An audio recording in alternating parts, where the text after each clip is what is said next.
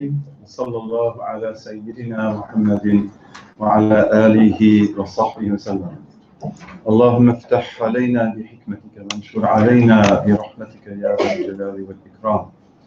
يا عليم علمنا من علمك ما ترضى به عنا ولا تؤاخذنا بما تعلمه منا. يا حليم خلقنا بخلق الحلم وحققنا بحقائق العلم. سبحانك لا علم لنا إلا ما علمتنا إنك أنت العليم الحكيم. رب اشرح لي صدري ويسر لي أمري واحلل عقدة من لساني يفقه قولي. وصلى الله على سيدنا محمد وعلى آله وصحبه وسلم. This is our third class of 5, inshallah, on marvels of the heart. And I'd like to begin with a short review of what we did in the last class. I hope that doesn't bore anybody. And some of you weren't here, so it enables you also to have an idea of what we talked about. So, in the last class, we emphasized the fact that the heart has to be fed. It has to be nourished. And the chief nourishment of the heart is knowledge and wisdom. Speaking here of the metaphysical heart, the heart of hearts, the spiritual heart. And we said and emphasized that all human beings have a natural propensity for knowledge, for excitement about learning about what they don't know. And when they're healthy and when their societies are healthy, we'll actually see that in all of them. We know many people who have no interest in knowledge whatsoever. And they might say, that's for other people, it's not for me, I've got other things to do. And usually that's an indication that there is something wrong with the heart. The heart's not where it ought to be. It needs to be awakened, it needs to be brought back to life. And we gave some stories. I gave the story of the woman asking about the fool beans and the wheat and why the worms don't get ground in them. And if we look back at traditional Islamic society, one of the things that you see is that actually everything about that culture was one of spreading knowledge through all aspects of the culture. And we did that through even things like city planning, the art. But if we look at circles of knowledge, especially religious knowledge, they tended to be open to everybody. And you would have a teacher, and the teacher would have his or her chair. There were women scholars like that, like the great Fatima bint Muhammad of Halab, one of the greatest women of her time. People came from everywhere to study with her. And then maybe around them would be the really advanced students, the students who've been with that scholar for a long time and who are becoming like him. And if there's talk, there's probably going to be between him and them. And then you have others who are sort of like beginners. And then usually the circle was open to anybody who just wanted to come to watch. And people would come who have no education at all, and they would just sit there and often enjoy it. And therefore it's said that in the circle of knowledge, there are 3 people who have great rewards. There are the teachers who teach. There are the students who learn. Sometimes they ask the questioner who asks questions. And then there are the people who just enjoy watching them. They just love to watch the teachers and the students. And this was something typical of traditional Islamic societies. And then it also meant that people who were not educated or who didn't have the time to devote to that because they had to work, they could still come and they could get something from the circle of knowledge. So knowledge is for everyone, although obviously it has different levels and different proficiencies, and some people are more trained than others. But all of our hearts, when they are sound, they have an affinity for knowledge. And then we learn that when we can't get knowledge to the heart, this knowledge that gives it life, and we talked about that in the questions, what is this knowledge? What is this beneficial knowledge? But when we don't get that, and we don't work with the heart begins to die. It begins to starve and to die. It may even die.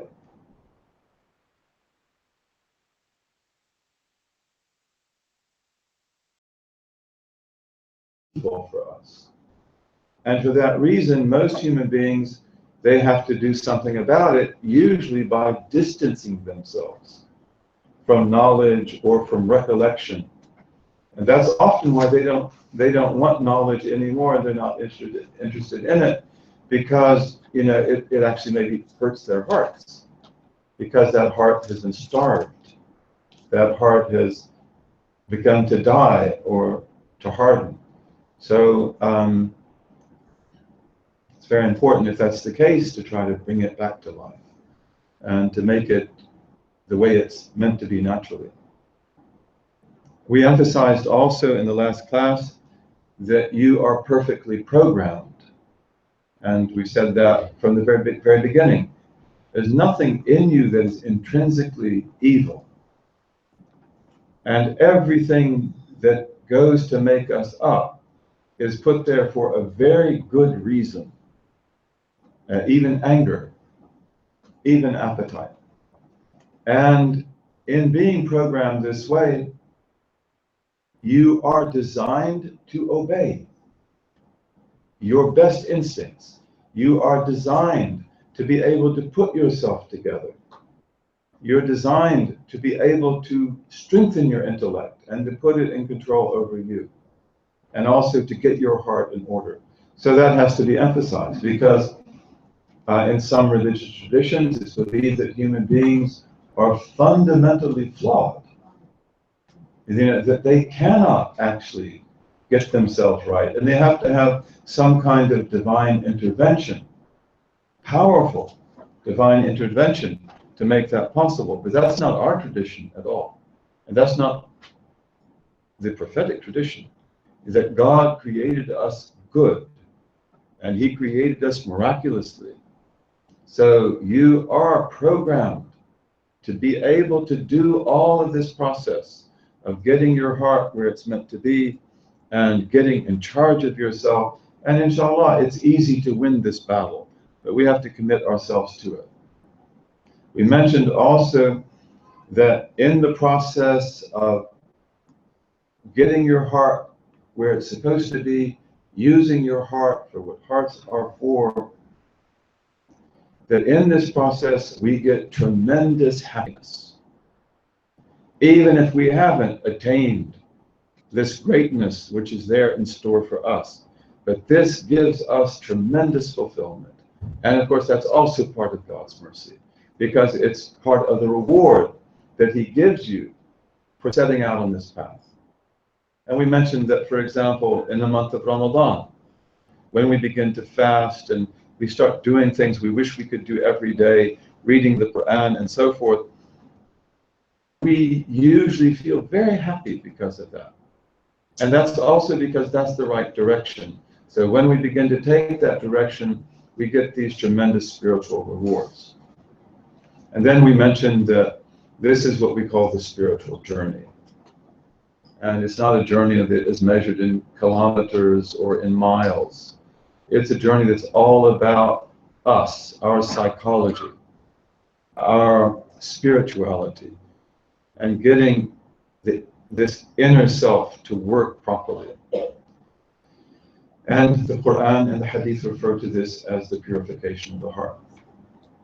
We then talked about the heart that is dark, the heart that is oppressive to itself, and this is the heart that its owner did not impart on this path, and so the appetite control. and then gets in control of you. Gets out of control, and then it gets in control of you. And as you remember, Imam al-Ghazali likens that to making idols in hearts that we bow to and we obey. So when the appetite gets out of control and then in control over me, then I have put in my heart the idol of a pig. And I bow to that, and I prostrate to that. And whatever it says, do, I'm inclined to do that. I don't want to disobey. Eat, drink, do this, look at that, go there.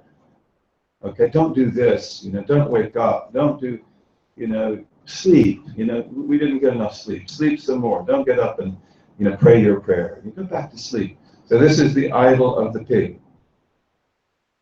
And then he said that when anger is out of control and it gets in control of us, that becomes another idol in the heart, which is the idol of the vicious dog, the attack dog. And, so that idol also we bow to and we obey. We can't disobey. So this is the heart that is totally misstructured. And it is unfortunately the heart of many, many people. And then we have the idol of the devil, of Satan himself, and that's when anger and appetite gets so out of control and so in control that he can then manipulate them as he likes. And they become objectives in themselves. And this leads us lower and lower and lower, ultimately to the point where the person might become one of the awliya of shaitan. Okay, so these are idols that have to be smashed. They have to be broken. And when we go against our appetite, especially when our appetite drives us to do things that really we don't have to do, even like eating food that we don't really have to eat, or eating snacks when we don't really need them. And I don't want to offend your good hospitality, but sometimes just to say no is a major act of worship. That no, I'm not going to graze. Okay, I eat the healthy meals in the day. Maybe we can have some tea and other things, but I'm not going to graze. And we said, and that we're told that when we do that, you get a huge reward, because now you're beginning to bring appetite under control. And this is not about the haram or anything like that, but it's just that you are the one who determines. Your intellect is the one that determines. That impulse doesn't determine. And if this is true in the case of appetite, it's very, very true in the case of anger. That we've got to put intellect into control. We've got to harness that beast. And, we've got to make it obey us and not we obey it. And when we break these idols and we bring the appetite under control, all kinds of good character comes out of that. And when we bring anger under control, and it becomes like a hunting dog that obeys us. We say sit, it sits. We say attack, it attacks. We say come back, it comes back. Then anger produces courage and generosity and all sorts of other amazing qualities. So smash the idols and sweep the pieces out of the heart. Then we talked a little bit about the empty heart, which is there just for God. Now Imam al-Ghazali wants to tell us about the knowing heart, al-alim, the heart that receives knowledge. Your heart, your intellect, your spirit, your soul, all of them are created to know. And the knowledge that they need for nutrition, the knowledge that they need to come to life, this is knowledge which is like priming the pump. You know what that means, don't you? Priming the pump. If you go to your villages here in Lebanon, you probably have to do that in the old pumps. And priming the pump is, you know, those old pumps you have to pump by hand. In order to make the pump work, you have to get the vacuum of air out of it. So we would do that by taking water and pouring it into the pump. And then the pump will work. Otherwise, it's not going to work. I know that some of you have experienced that, or you've seen it done, or you've heard about it. So that knowledge is like the water that we use to prime the pump. That it brings your heart to life. It makes it work. But then it opens it up to unlimited access to knowledge. Because you were created to know. You were created to understand. And you have storehouses of knowledge buried within you. And you have unlimited knowledge available to you in the world around you, in the signs of the heavens and the earth. And you have access even to higher knowledge than that, which is the knowledge of the preserved tablet, the Lawh al-Mahfuz, which you do have an access to, not the access of the prophets or the messengers, but when you have a true dream, where does that dream come from? It comes from the Lawh al-Mahfuz. So most of us read in that from time to time. And he will talk about that today. He begins by speaking about the heart as a mirror. So he's going to take the image of a mirror, the metaphor of a mirror. And that's because the heart is like that. It gives us knowledge, we put knowledge in it, we polish it, but then it reflects to us all kinds of knowledge.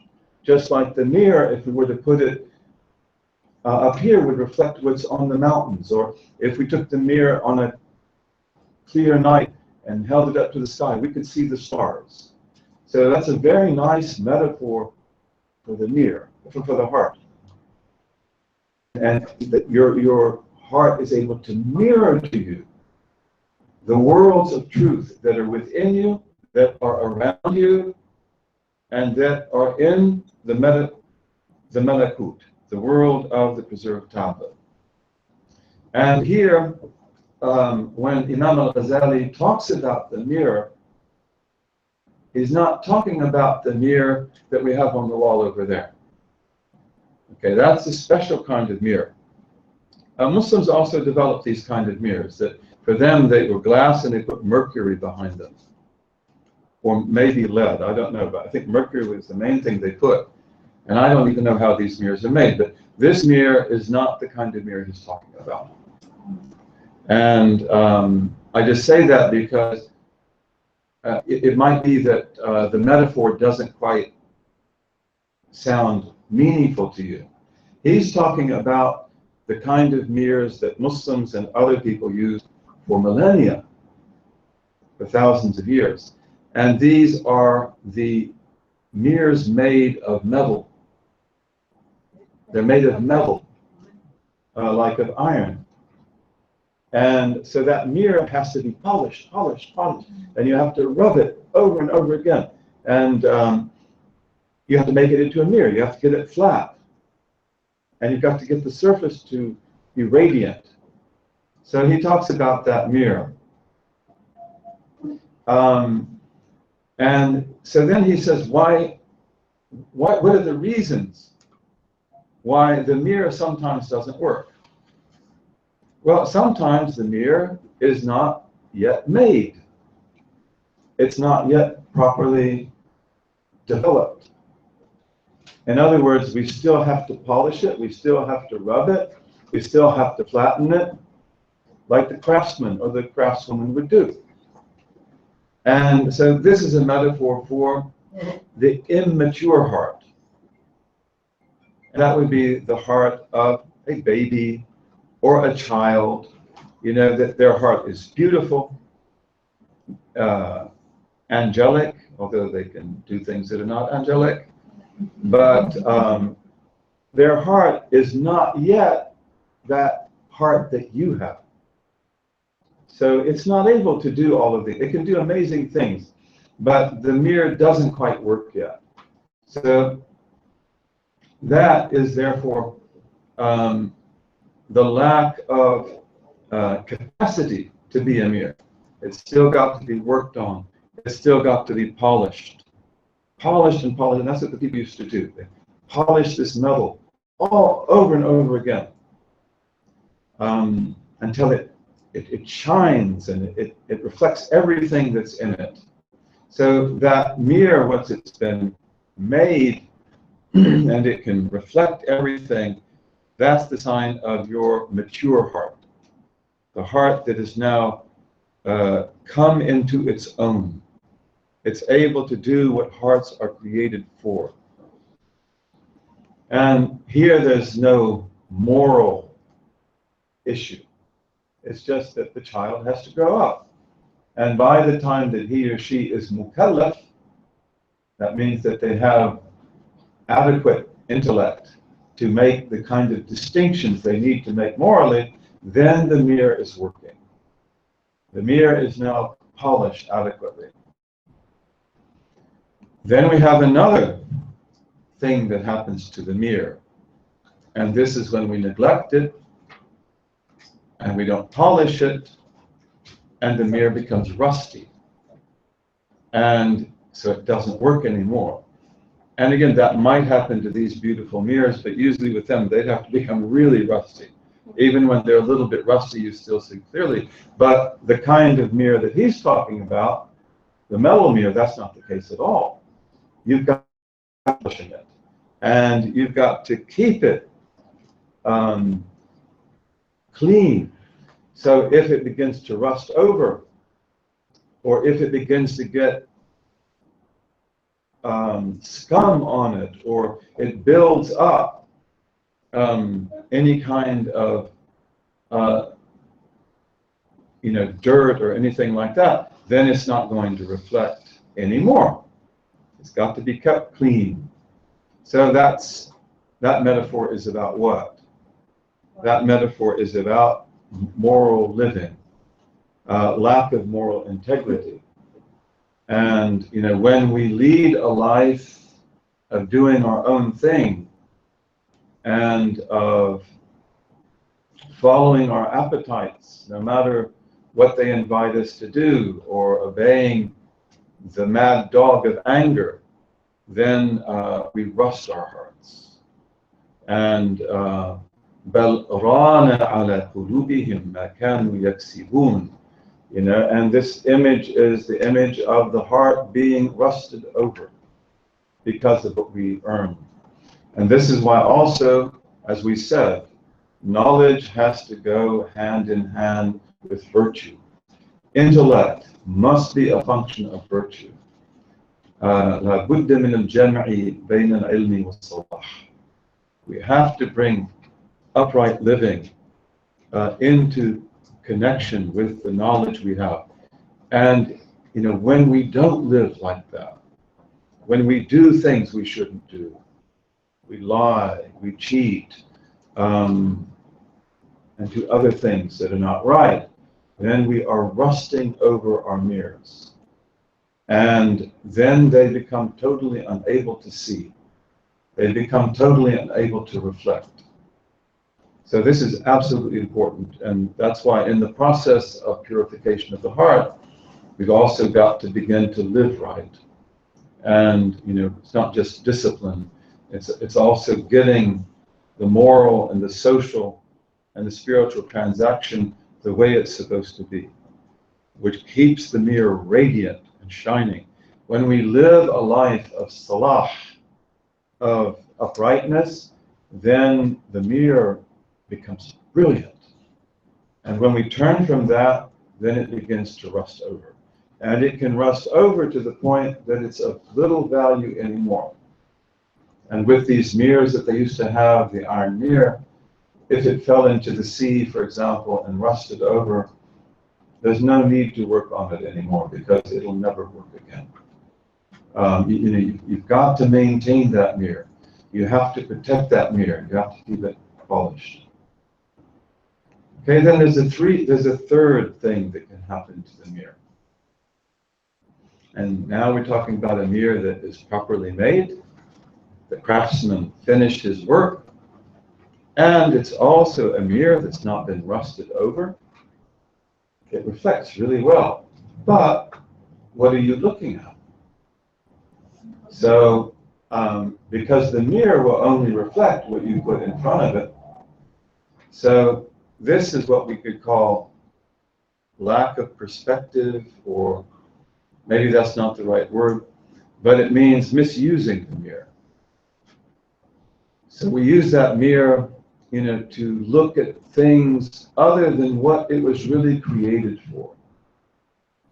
This mirror was created for you to know you and for you to know your Lord. That's its main purpose. And so if I use it, to learn other things, some of these things would be, maybe halal things, very good things. We become fascinated with hobbies, fascinated with cars, we become fascinated with clothes, we become fascinated with all sorts of things. And those things, are not haram in themselves.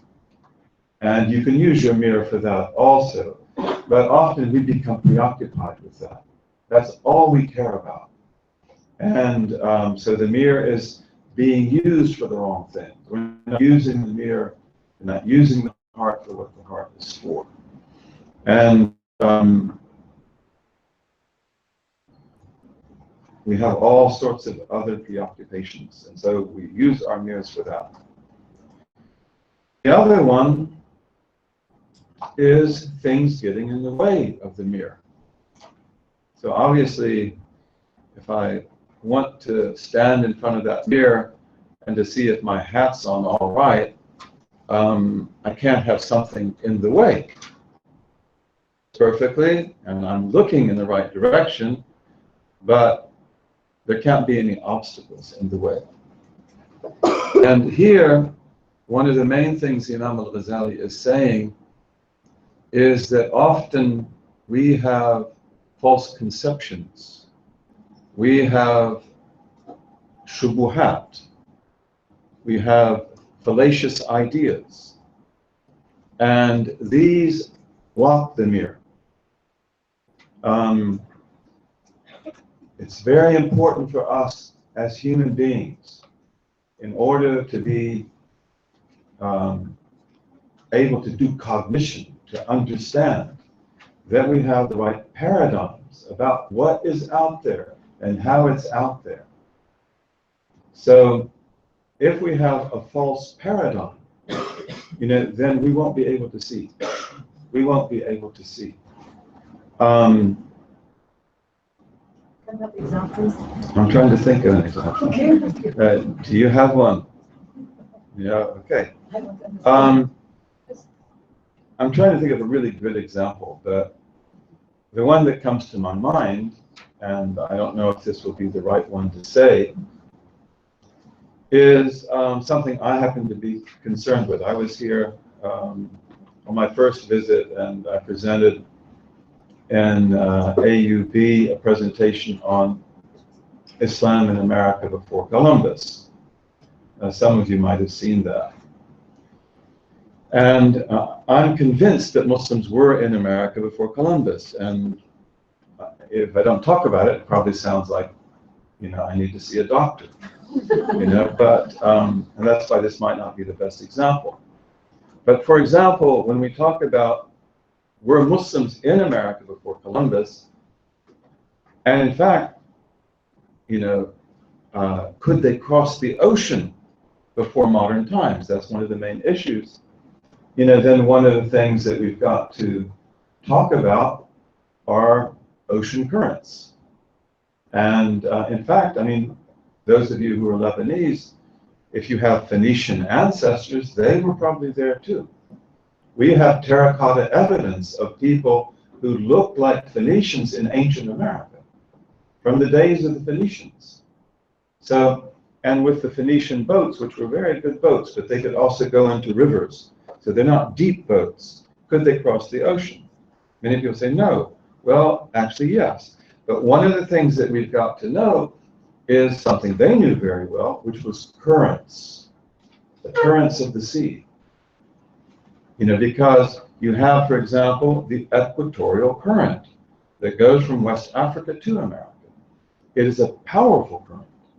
And if you get in that current, you'll have a hard time not going there. And that's actually how people went.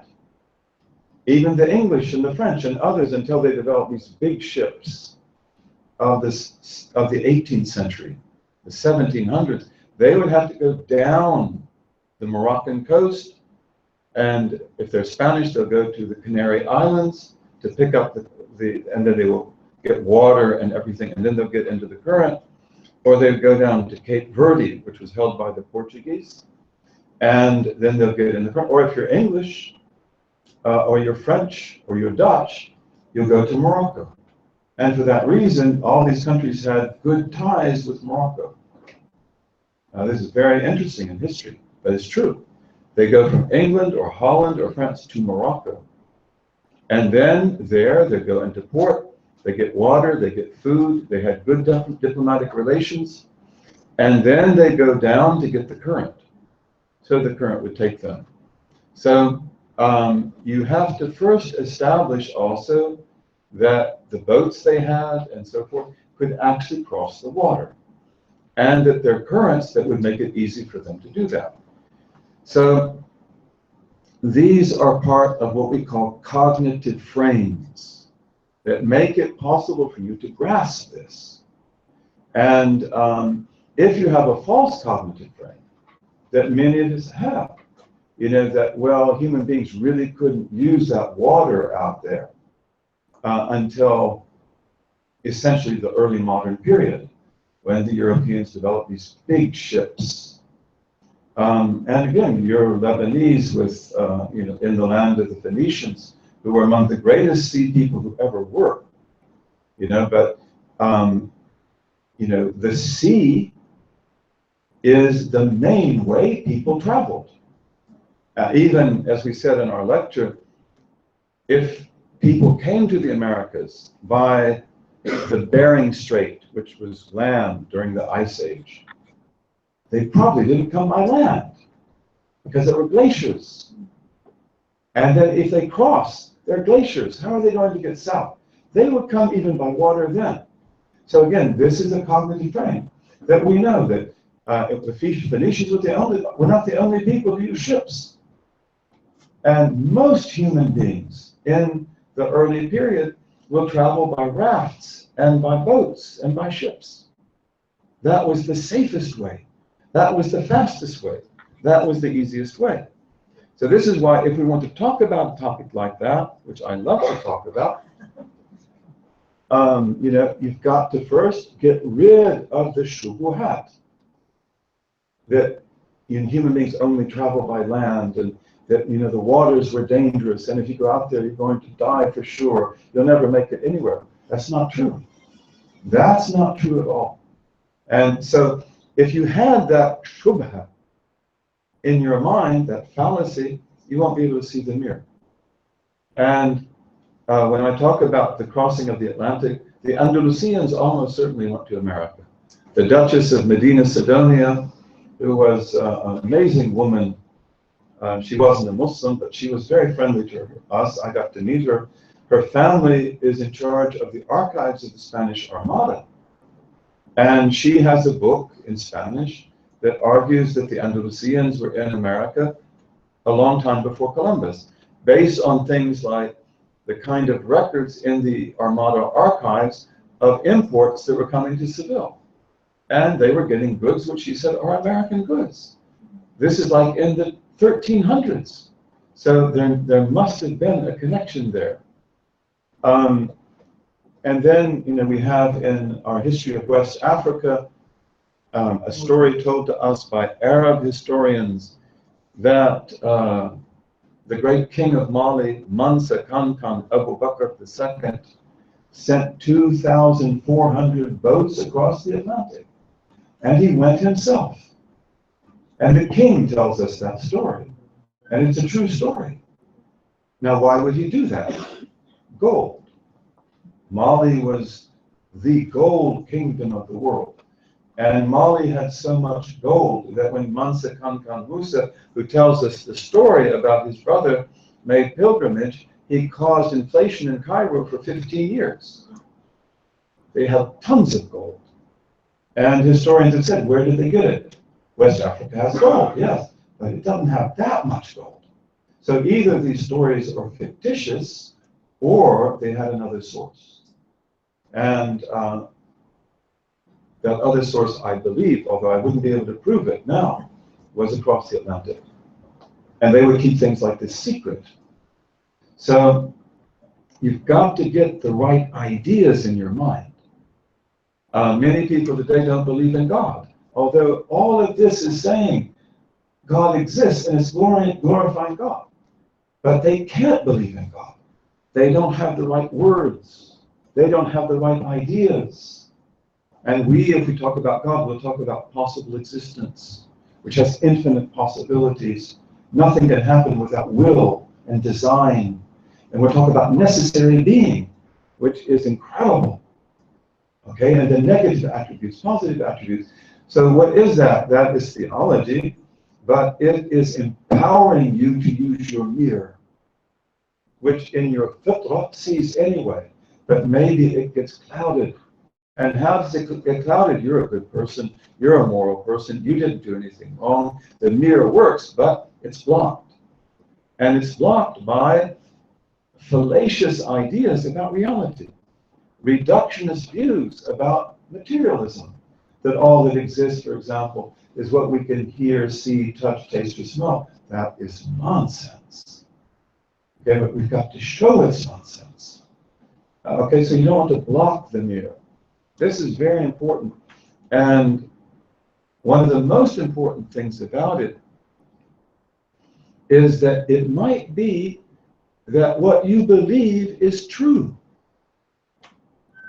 and good, but it blocks you all the same. And one of the examples of that is التعصب للمذهب. You know, being fanatically, maybe we can have a lighter word, tied to your particular school.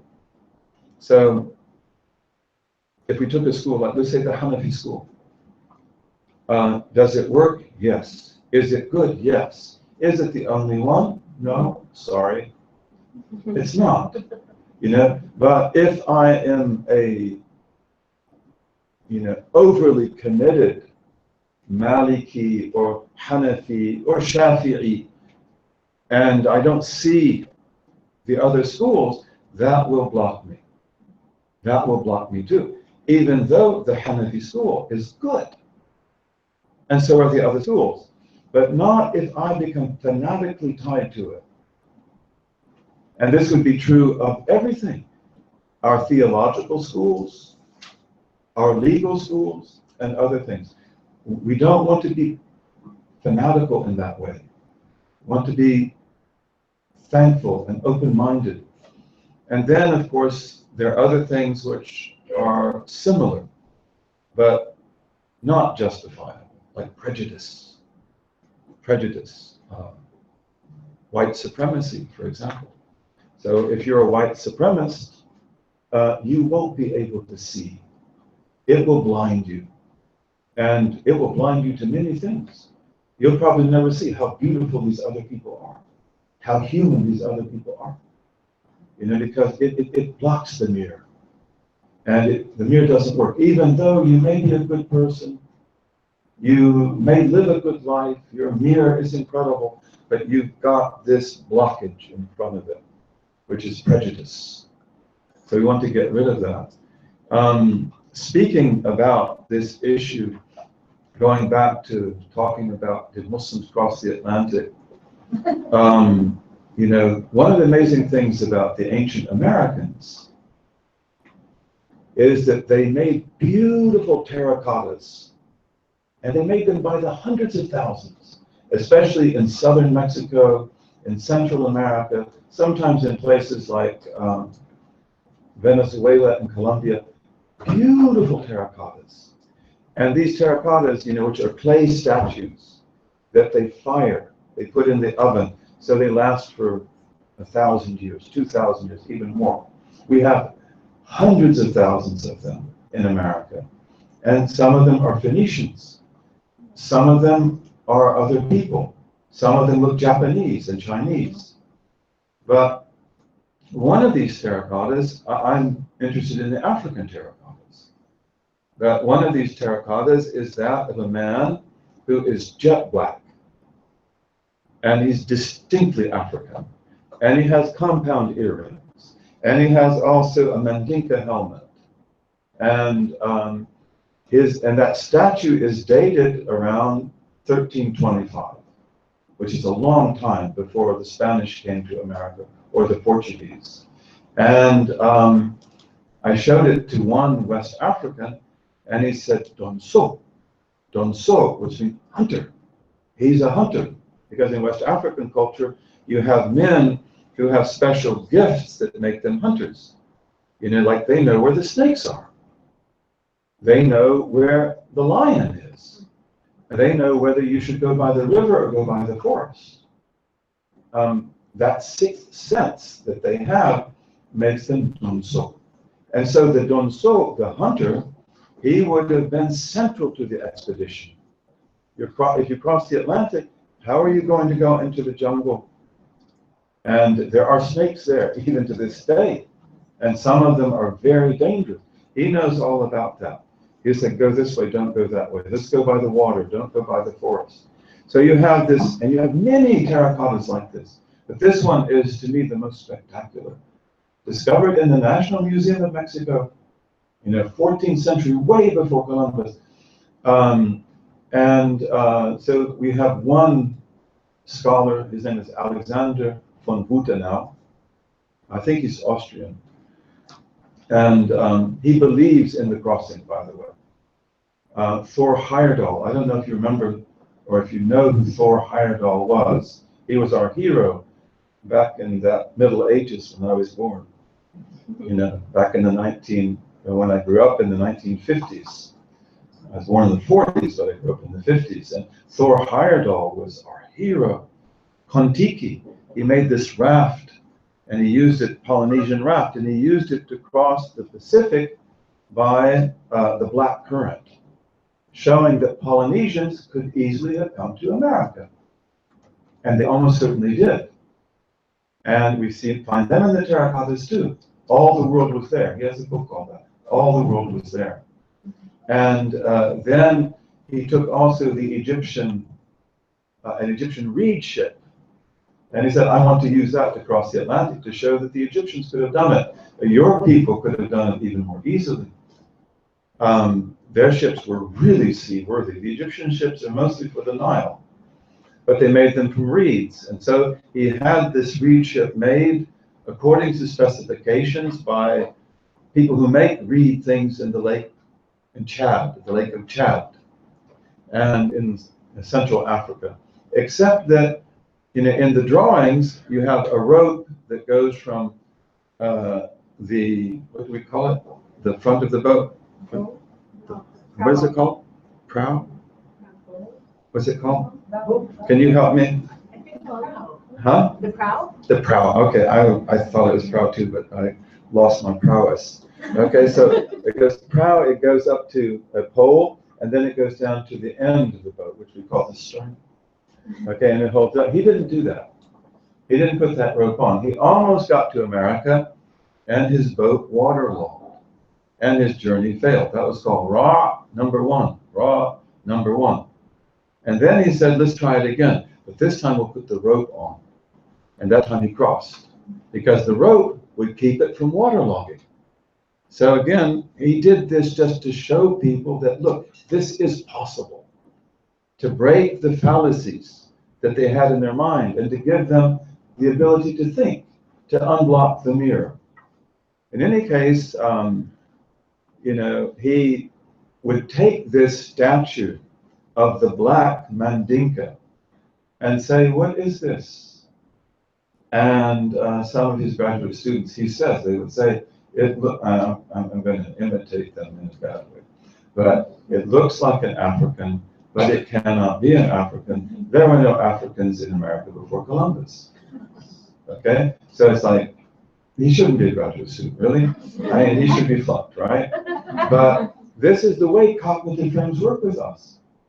And that's why you've got to get them right. And so he can show this to people, but they just can't compute it. It's not possible. In 1492, Columbus sailed the ocean blue. Nothing was there before, just some Native Americans who probably crossed by the Bering Strait. Even though that's not true either, because the oldest Americans discovered are in this wonderful sister's land of Brazil. They are the oldest, going back 16,000 years. And that's in Brazil. So that was a long way to go, just to cross the Bering Strait like that last month, and then to get down to Brazil. Not possible. They crossed by the sea. They crossed by the equatorial current, and also Mexico as well. Those are the oldest ones, southern Mexico. So we have to get the cognitive frames right. We've got, and this is why your aqidah is so important.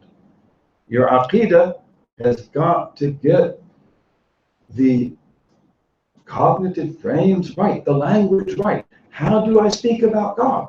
Necessary being. The most incredible concept. Possible being, possible existence, distinction between being and existence. There's so many things there. Then we can think. We cannot think without that. And then the last thing he talks about is what he calls it combinations of mirrors. But we can maybe call it triangulations. I don't know if that's the right word. But I can take the mirror, right, this beautiful mirror over here. I'll just take an iron mirror and look at my face, and mashallah, I see it. You didn't wash, okay? Your hat's not on right. Okay? But what if I want to see the back of my neck? I can't do it, can I? So in order to see the back of my neck, I've got to have another mirror.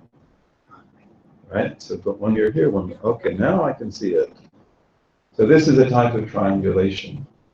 And what he means by that is that in order for this simple mirror to work, often you have to have other mirrors that are working as well. And maybe we can refer to that adequately by saying that you have to have certain prerequisites. Prerequisites, just like when you study medicine, for example. You have prerequisites, biology, chemistry, and so forth. And if you don't take those prerequisites, you're not really going to be able to do medicine. Right? So also this is true for us and so many other things, that there's certain things we have to know before we can know other things. And that's like using more than one mirror. And this is somewhat similar, actually, because then when we talked about blocking the mirror, we were talking about it in a negative way. That if you have a blockage there, which is from a fallacious idea, you won't be able to see. Even though, like in the case of this Mandinka statue, it's like you fool. I mean, what could be more obvious? They can't see it. And let me tell you something. All the literature chronicles written by the Spanish, they call them the conquistadores, written by also the Portuguese who conquered accounts. I can't say about Brazil, I don't know about that, but I wouldn't be surprised. But I know about the Spanish chronicles. All of them tell us about Muslims in America. Isn't that interesting? Cortez, when he conquers the Aztecs and he goes into Mexico City, Tenochtitlan, he writes in his chronicles, and we all know this, I found in this city muchas mezquitas y teocallis y casas bonitas. I found in this city many mosques and many indigenous temples and many beautiful houses. Okay, now, do you have to have that interpreted for you? And everywhere the Spanish are going, they're reporting mosques. And even in the 18th century, the Spanish are reporting that the Apaches in New Mexico have mosques in their camps, and they're doing jihad. So isn't that interesting? And shouldn't that close the case? No, it doesn't. Not at all. And they will all say, well, obviously this is a mistake. You know, there were no Muslims in America. Obviously this, how do you know there were no Muslims in America? You see, but again, the cognitive frame, it's fixed. They can't rethink it. And maybe they don't want to rethink it. But usually they can't rethink it. And I can show you book after book where they will report on this. And they will just say, well, the Spanish thought there were Muslims in America. And, you know, maybe they have Muslims on the brain because, you know, they've been fighting Muslims for 800 years. And again, the Duchess of Medina Sidonia, she says, so Cortez was a fool, right? I mean, maybe he wasn't the nicest man. If you see what they did to the Aztecs, that's not a pretty story.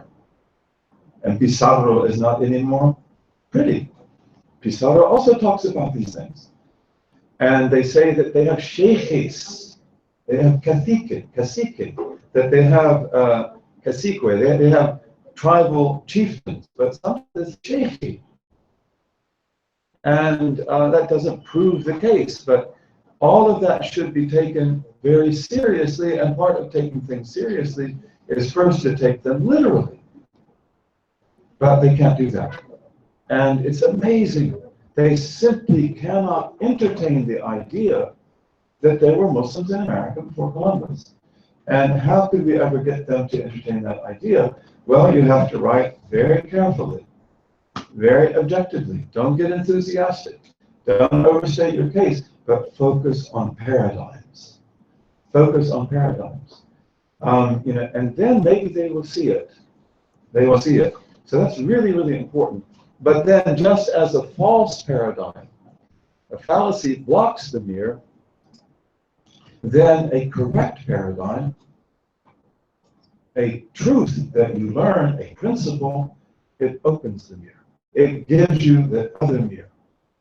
It makes you able to see this mirror, but also you can use it as another mirror to see the back of our neck. And, you know, so this is the beautiful metaphor that Imam al-Ghazali sets for us. Now, where do we get our knowledge? How do we get knowledge? And of course we know that we get knowledge from prophets and messengers. Revelation is the highest knowledge of all. The prophets, peace be upon them, and the messengers, they take their knowledge from al-Lawh al-Mahfuz. That's where they get it. Gabriel brings that to them. Also in their dreams and other things, they see that. They have true dream visions.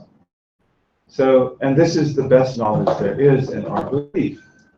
Of course, revelation, we have to make sure that it's preserved, that it's not lost, that things are not added to it, you know, which don't belong to it. We have to make sure we understand the language properly, that we interpret it correctly. But this is the foundation of knowledge. And then, you know, you have other sources of knowledge, like studying the world around us, studying the customary experiences we have in this world, reflecting on the world, and so forth. But essentially, Imam al-Ghazali will say that there are three principal sources of knowledge. The first of those is that treasure which is called you. The treasure that is called you. Because when God created you, He put in you incredible knowledge. This is hidden in your soul. In the same way, they say, as the rose water is hidden in the petals of the rose. You've got to crush the petals to get the rose water. In the same way that the water is hidden in the earth. And this city, Beirut, according to my understanding, in Canaanite, Beirut means the wells. You know, Al-Aba, Beirut, you know, it's the wells. So there was water here under the ground. No doubt there still is. And so you don't see that water, but it's waiting there. And if you can dig down to it, then you get it. So you have water in you that is fresh. You have tremendous knowledge that is stored in you. But in order for you to access that, then you've got to prime the pump. You've got to clean the mirror. You've got to remove the obstacles. And then it will flow. It will flow. So you yourself are an amazing source of knowledge. And at the end of the last life, our first life, which was in the world before creation, that we refer to as Alam al-Dar. You know, this is the world before this world. We were there for a long time. And we got to know each other in that world, right? Al-Arwahu, our spirits were there. Al-Arwahu junudun mujannada. فَمَا تَعَارَفَ مِنْهَا اَتَلَفْ وَمَا تَنَاكَرَ مِنْهَا اخْتَلَفْ. The spirits of human beings are ranked and marshaled in many ranks. You know, those who recognize each other, they're compatible. They like each other. They're comfortable with each other. And those that don't recognize each other, they differ. They're not compatible. They don't like each other. They don't like to be around each other. So this ta'aruf, even in one transmission of the hadith, it says, فَمَا تَعَارَفَ مِنْهَا فِي ذَاتِ اللَّهِ. This is one of the transmissions of the hadith, that those who came to know each other in the presence of God, you know, they like each other, because we knew each other forever. We did tawaf around the throne forever. That's the basis of our brotherhood and our sisterhood. And then that world ended with the creation of our Father, and then all of us were taken from his loins as little tiny spirits that are like little dhar, like little ants, the tiniest ant. And that's why they call it alam al-dhar. Although in my understanding, it actually ends with that. It doesn't begin with that. That's the end. It's like this world now is finished, closed. Now all of you human beings are in the loins of your forefathers until you're born. And this is why also everything that our forefathers experienced and mothers, before they conceived your ancestor that you're related to, you have that in you. You have also experiential knowledge. You know that we were carried on the ark, you know, as it says in Surah Yasin, right? Because we were there and whoever our father was that was on the ark. So you know that. If you purify your heart, you might even see it again. You know, you have incredible knowledge of the past. If you purify your heart, it comes to life. But when we're brought there out of Adam, and we are on the plains of Arafat, that's what we're told. And then God manifested himself to us, tajalla lana, whatever that means. And he said, Alastu bi rabbikum? Am I not your Lord? Those are very frightening words. Of course we said, Bala. Of course you are. But we didn't know him as that before. We knew him as our God, who does everything right, the way it's supposed to be, everything perfectly. We are in ecstasy going around the throne of God. But the Lord is one who commands, and he is one who rewards, and he's one who punishes. And he's one who guides and develops. So this is going to be a new story. This is a new story. That now you will be tested. That's why you went around my throne forever. So that my knowledge is stamped on your heart. But now you're going to come into the world sometime along this long line of generations, and you will be tested. Am I not your Lord? So that's also stamped in our hearts. And this we call uncreated speech. And this is not a theology class, so I'm not going to go into that. It's very important. And again, these are things that, in order to understand them, you've got to have the right cognitive frames. This is what we're supposed to do in theology. But when he says, that the knowledge of God, which is his attribute, which is uncreated, it is connected with everything known, everything necessary, everything possible, everything impossible. So the knowledge and if you taste that, see, if you hear that word, you get knowledge, which is immeasurable. And so that's stamped on you from those words. That you know God. You know about good and evil. You know about judgment. You know about so many things that's stamped in your soul. So you have a treasure in you. And when you purify yourself and when we develop ourselves correctly, what's on your t-shirt? Brother Ali. Good for you. I love Brother Ali. And he's probably listening to this right now. MashaAllah. Jazakallah kulli khair. So you yourself are a source of knowledge. And if you can go into yourself, basically you can learn everything that's out there. But again, the pump has to be primed. And part of the priming of the pump,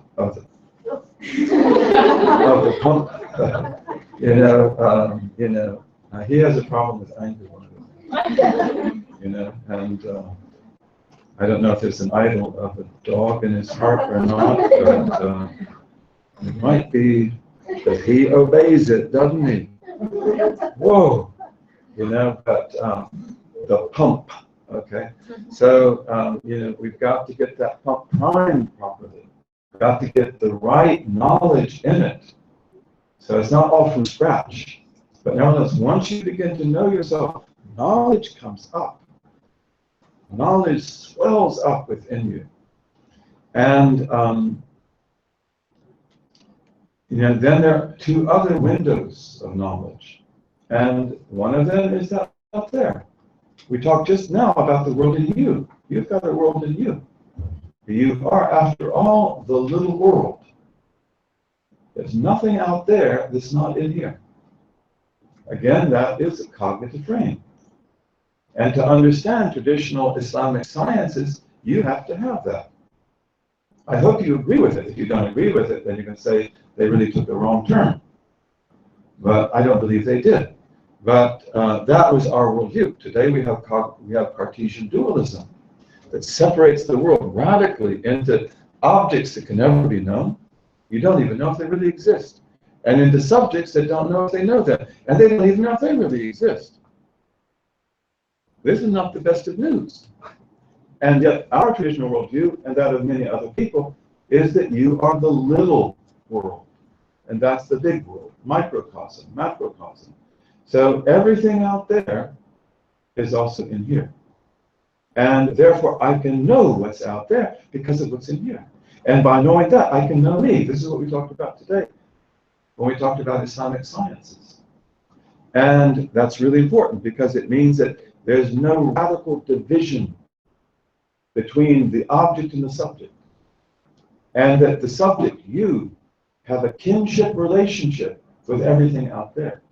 They're all your brothers and sisters. So you can know them. You can know them. And, when we talk about this, there's an issue that often comes up in traditional Islamic sciences where they will ask, is the ism the musamma? Is the name the thing named? And again, if we hear that, it's very likely, am I supposed to stop? I see.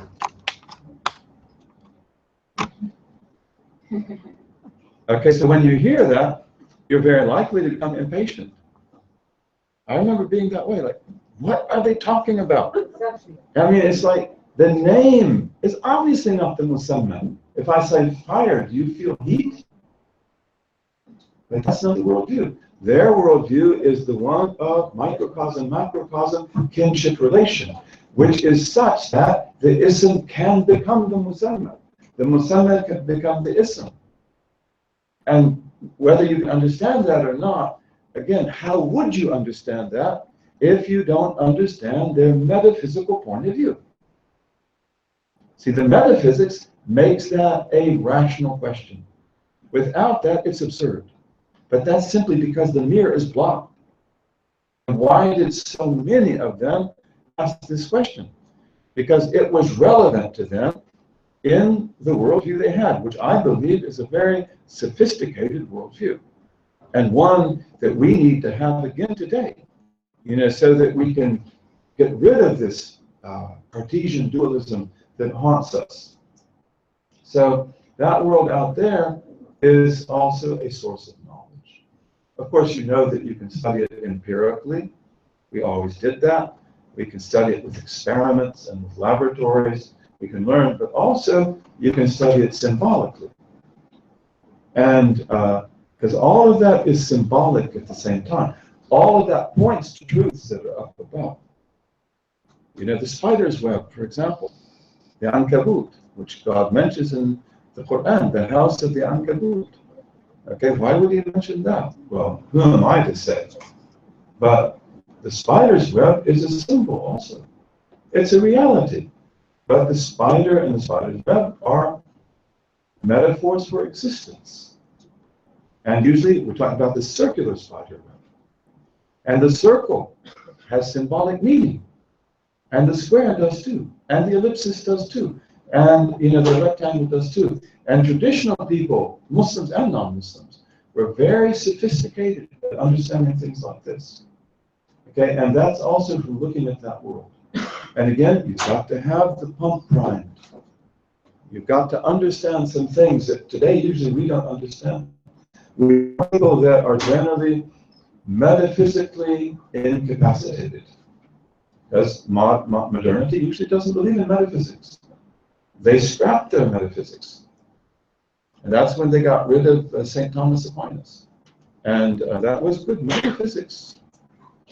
To agree with everything that's there, but it was good. Most of it's taken from Averroes and from Ibn Sina and from El-Ghazali and from others, not to mention Aristotle, as coming through Averroes in particular. But we scuttled that. And then you get false metaphysics, that's what you get. Then you get also pseudo-metaphysics. And then you get people who have very low metaphysical expectations, so they can be tricked. They can be cheated. Stephen Hawkins and Dawkins, Stephen Hawking, those books are absurd. But the people reading them have no philosophical basis whatsoever. If you want to read a really good refutation of them, read Wolfgang Smith. I think it's Science and Myth, which has in it his refutation of Dawkins, Hawkins, right? Am I getting it right? Hawking. This world out here is symbolic as well as it's the real world that you know of the trees and everything else. And then there is the greatest source of knowledge of all, which is the Malakut, and especially in the Malakut, the Lawh al-Mahfuz, the preserved tablet. And again, this is what the prophets and the messengers have access to, but you can also have access to it. You can be a prophet, and you'll never know what the prophets know. And you'll never, and this doesn't vie with their knowledge, but when you purify the soul, and you do the mu'amala, the right transactions, you're brought to what we call the door of mukashafa. And mukashafa which is sound unveiling. That's to actually see the Lawh al-Mahfuz. And again, you take from that Lawh al-Mahfuz when you have a true dream. You have an amazing dream. And the dream may be tafsili, so that it doesn't need interpretation. I remember, mashallah, when I made my first pilgrimage, 1973, I was in Cairo. I had a beautiful dream of the Haram.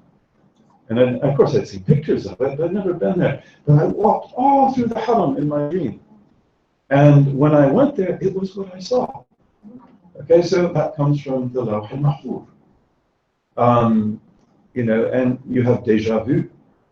Things that it's like, I saw this before. Yes, you did. You saw it in the Lawh al-Mahfuz. That's what that is. So when we purify ourselves and, we discipline ourselves, and again, you have to have the right idea. The right attention here is just to be close to God, not to have visions and not to be able to tell people stories and not to claim wilayah, but just, I love my Lord. Then you can have this open to you. And many people, many saints have that. They see the Lawh al-Mahfuz and they take from it incredible knowledge.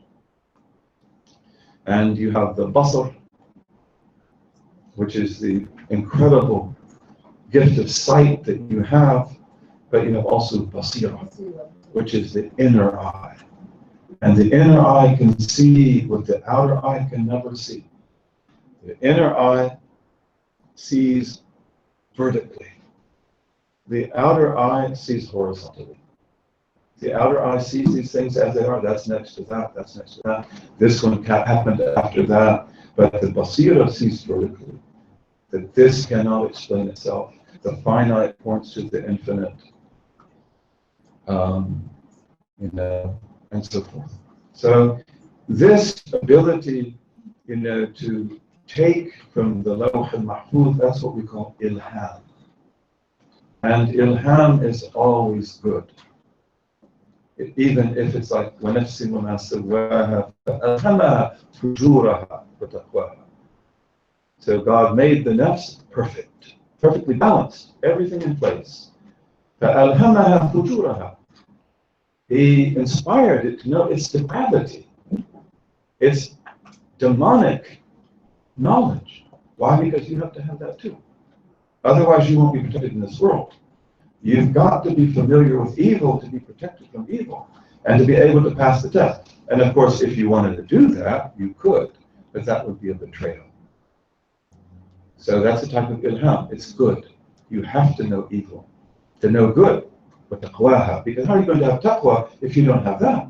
How are you going to protect yourself from evil if you don't even know what it is? You can't be the babe in toyland. You can't. This innocence is never there in you in that sense. So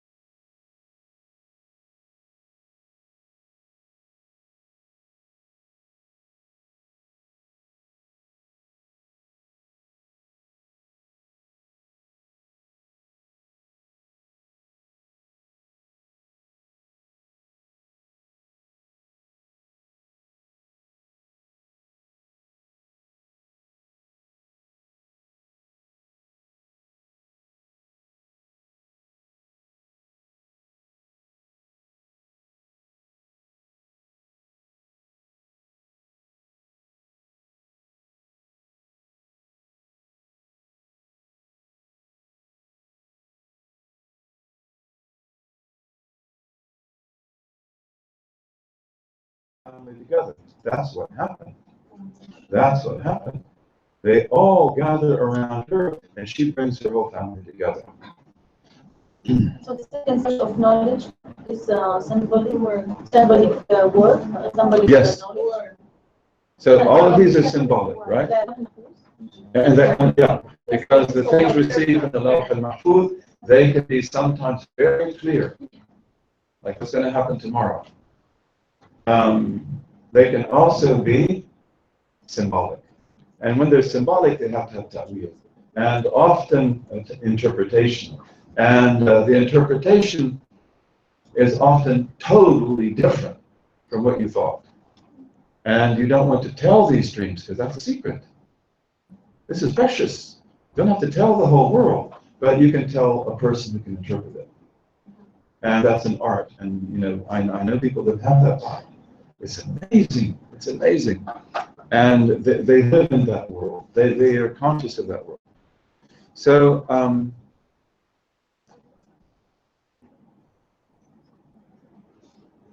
okay, I think that this pretty much finishes that. Now, how much time do we have left? About 20 minutes. 20 minutes. So maybe we can start the next class because I'd like to get a little bit ahead.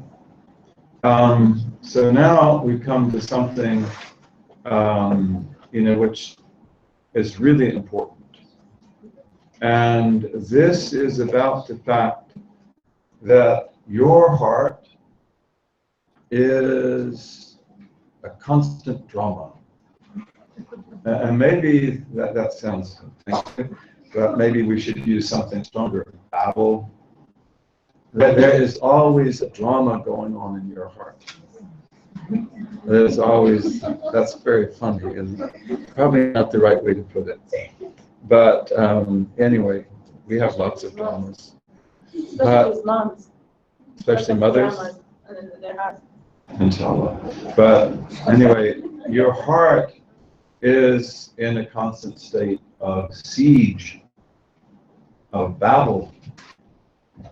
And you hope to have access to your heart, and may God give you that. And other things do have access to your heart, and they will always have that. So this is what we want to talk about, and this will bring us to the discussion of khawatir, which are suggestions, involuntary suggestions that come to the heart. So we want to talk about that, bi-idhnillahi ta'ala. The heart is constantly open to influences. And we tend to think of our heart as the most intimate part of us, which it is. And like this is the true me. But what we have to understand is that often it's not. Because yes, you have your influences on your heart. And you can have positive ones and negative ones. But there are other influences there too. Demonic, which are not your fault. But the demonic world also has access to your heart. And we'll talk about how they do that. And if you're really pure, then they can't play with you so much, but they can still put in things. And then you have also your ego, and you have also your good intellect, and you have also the angelic world, the angels, and you have also the divine. So your heart is open, you know, to many influences at all times, and you want to be aware of that. And this is how you become self-conscious. What is going on in my heart, and where is it coming from? And how do I distinguish between what I want to follow and what I don't want to follow? And also, part of this is, you know, to not trust yourself the way some people do. Again, we want to have self-esteem. We want to have stability. We want to trust in ourselves in a positive way. But the thing is that some people, it's like anything that occurs to their heart, any kind of dream that comes, this is true. You know, I feel bad energy from this person. Or maybe we have a dream about the person, which is not nice. Okay, well, dreams come from God. Dreams come from the angels. Dreams come from Lawh Mahfuz. Dreams also come from Satan. Dreams also come from the ego. And this is why we don't just trust dreams. Because the dream is not always true. But it's like, what is more true than my dream? I dreamt that he was a shaitan. He must be one. Right? And that's not necessarily the case. One of the reasons why the heart is called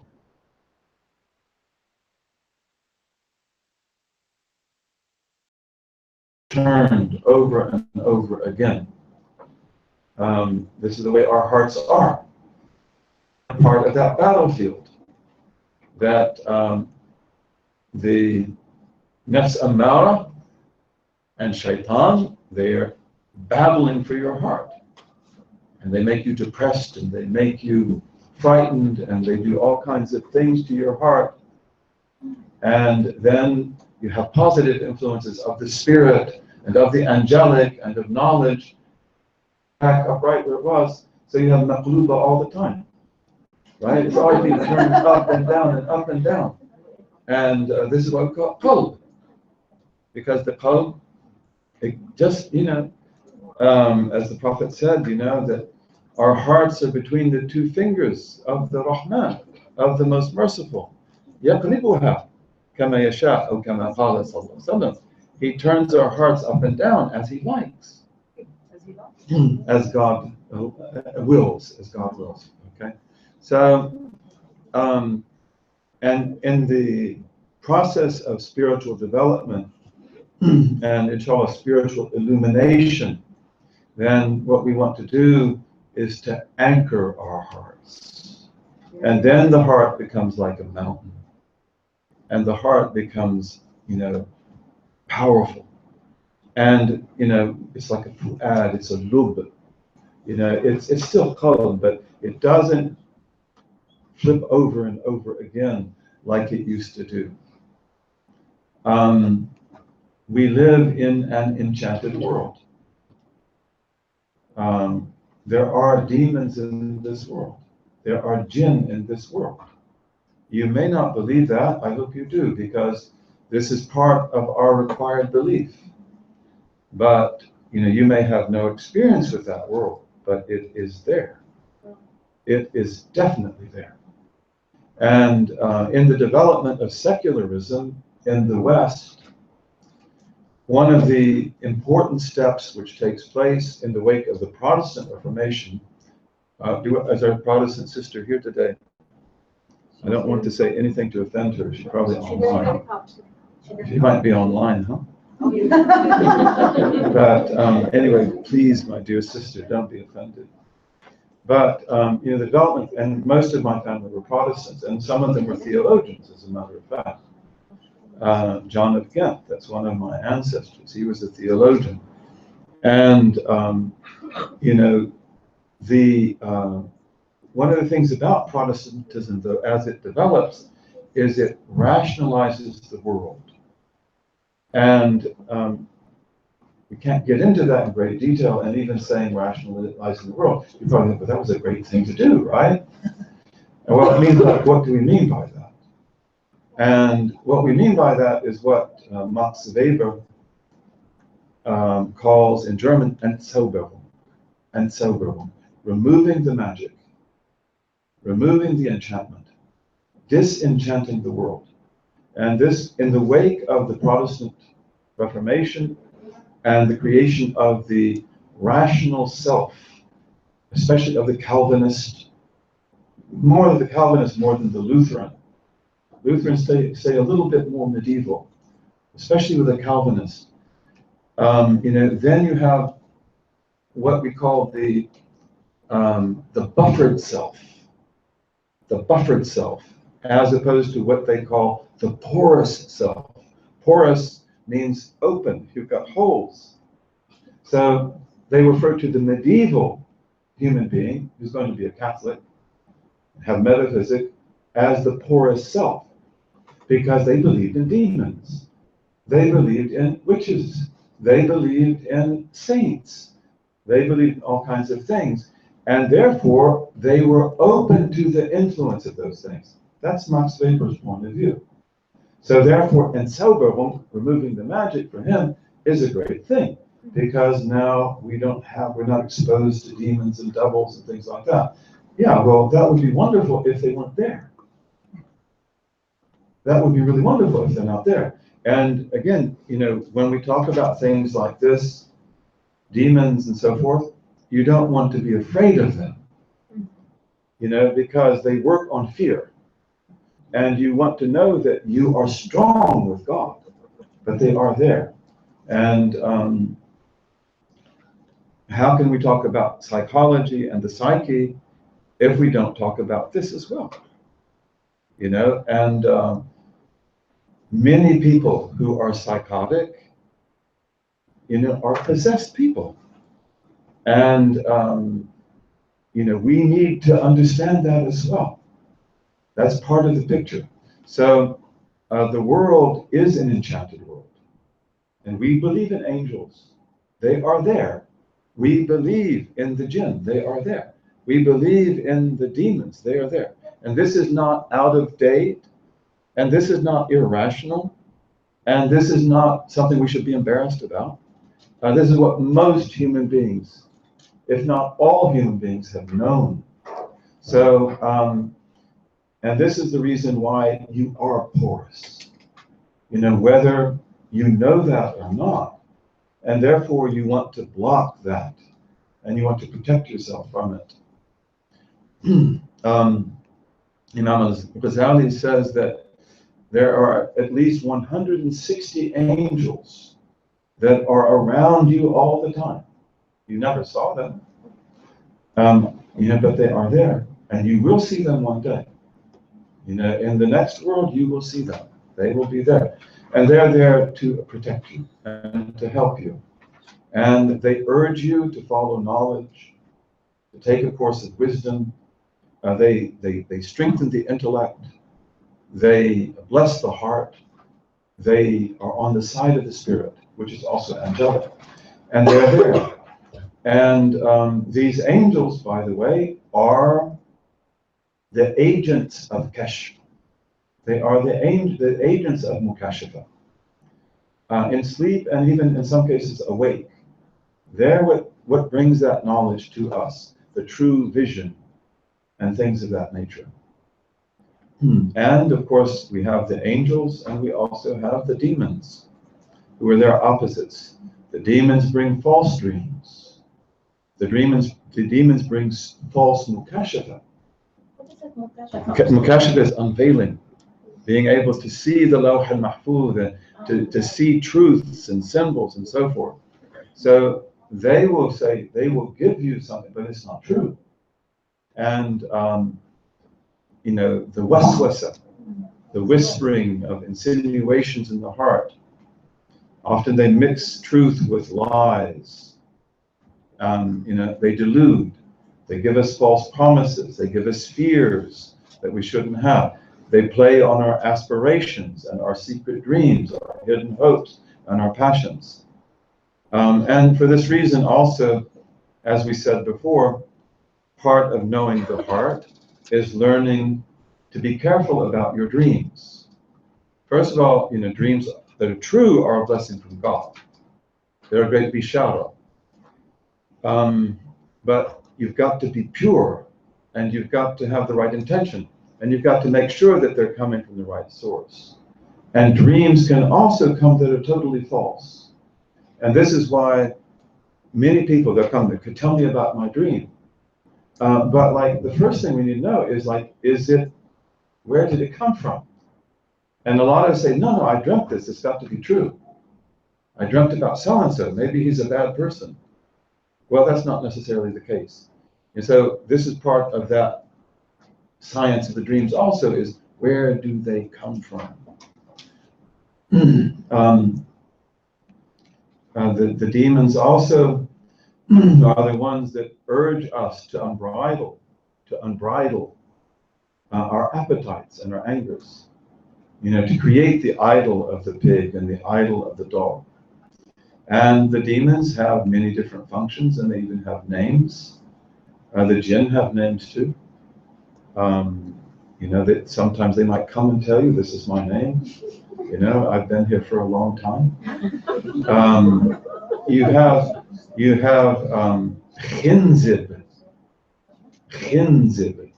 These are amazing names. They're dangerous, maybe not very. But Khinzib, he's the one who makes your salat no good.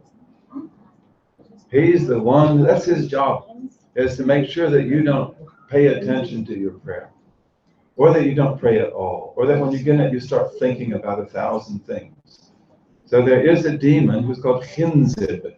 And that's what he does. And he wreaks havoc, doesn't he? Yes.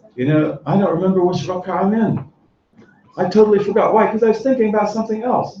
Why were you thinking about that? Khinzib. That's who it is.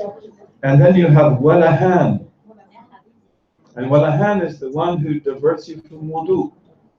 And when you do wudu, of course you know how to do it, but it's really good if you do it as an act of ibadah, and you're conscious of what you're doing, and maybe you do some dhikr when you do it. So Walahan, he wants you to, and like maybe you like to stay in a state of wudu. It's good to do. Walahan said, you don't want to do that. Go to sleep. If you go to sleep with wudu, you're likely to have good dreams. If you go to sleep without wudu, you may not. Walahan, he says, go to sleep. Don't make wudu. You don't need. It's too cold. The water's too hot.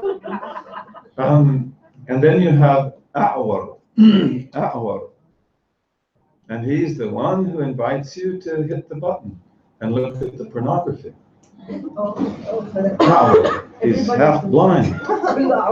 And then he's the one who calls people to promiscuity and akramakumullah wa hafidhakumullah, to adultery, to fornication.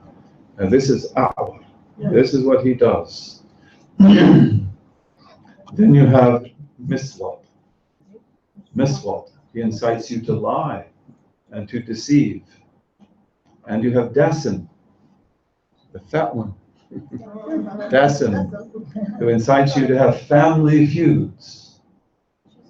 And he comes between your family members. What's his name? His name is Dasim. Dasim with a seed. So that brothers and sisters fight. Maybe brothers turn on brothers. They do horrible things. That's Dasim.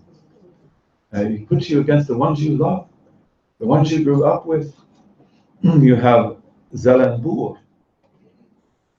Zalanbur is the one who encourages you to cheat in the market and to deceive and to break promises, especially in business and in marketing and in trade, in advertisement, right?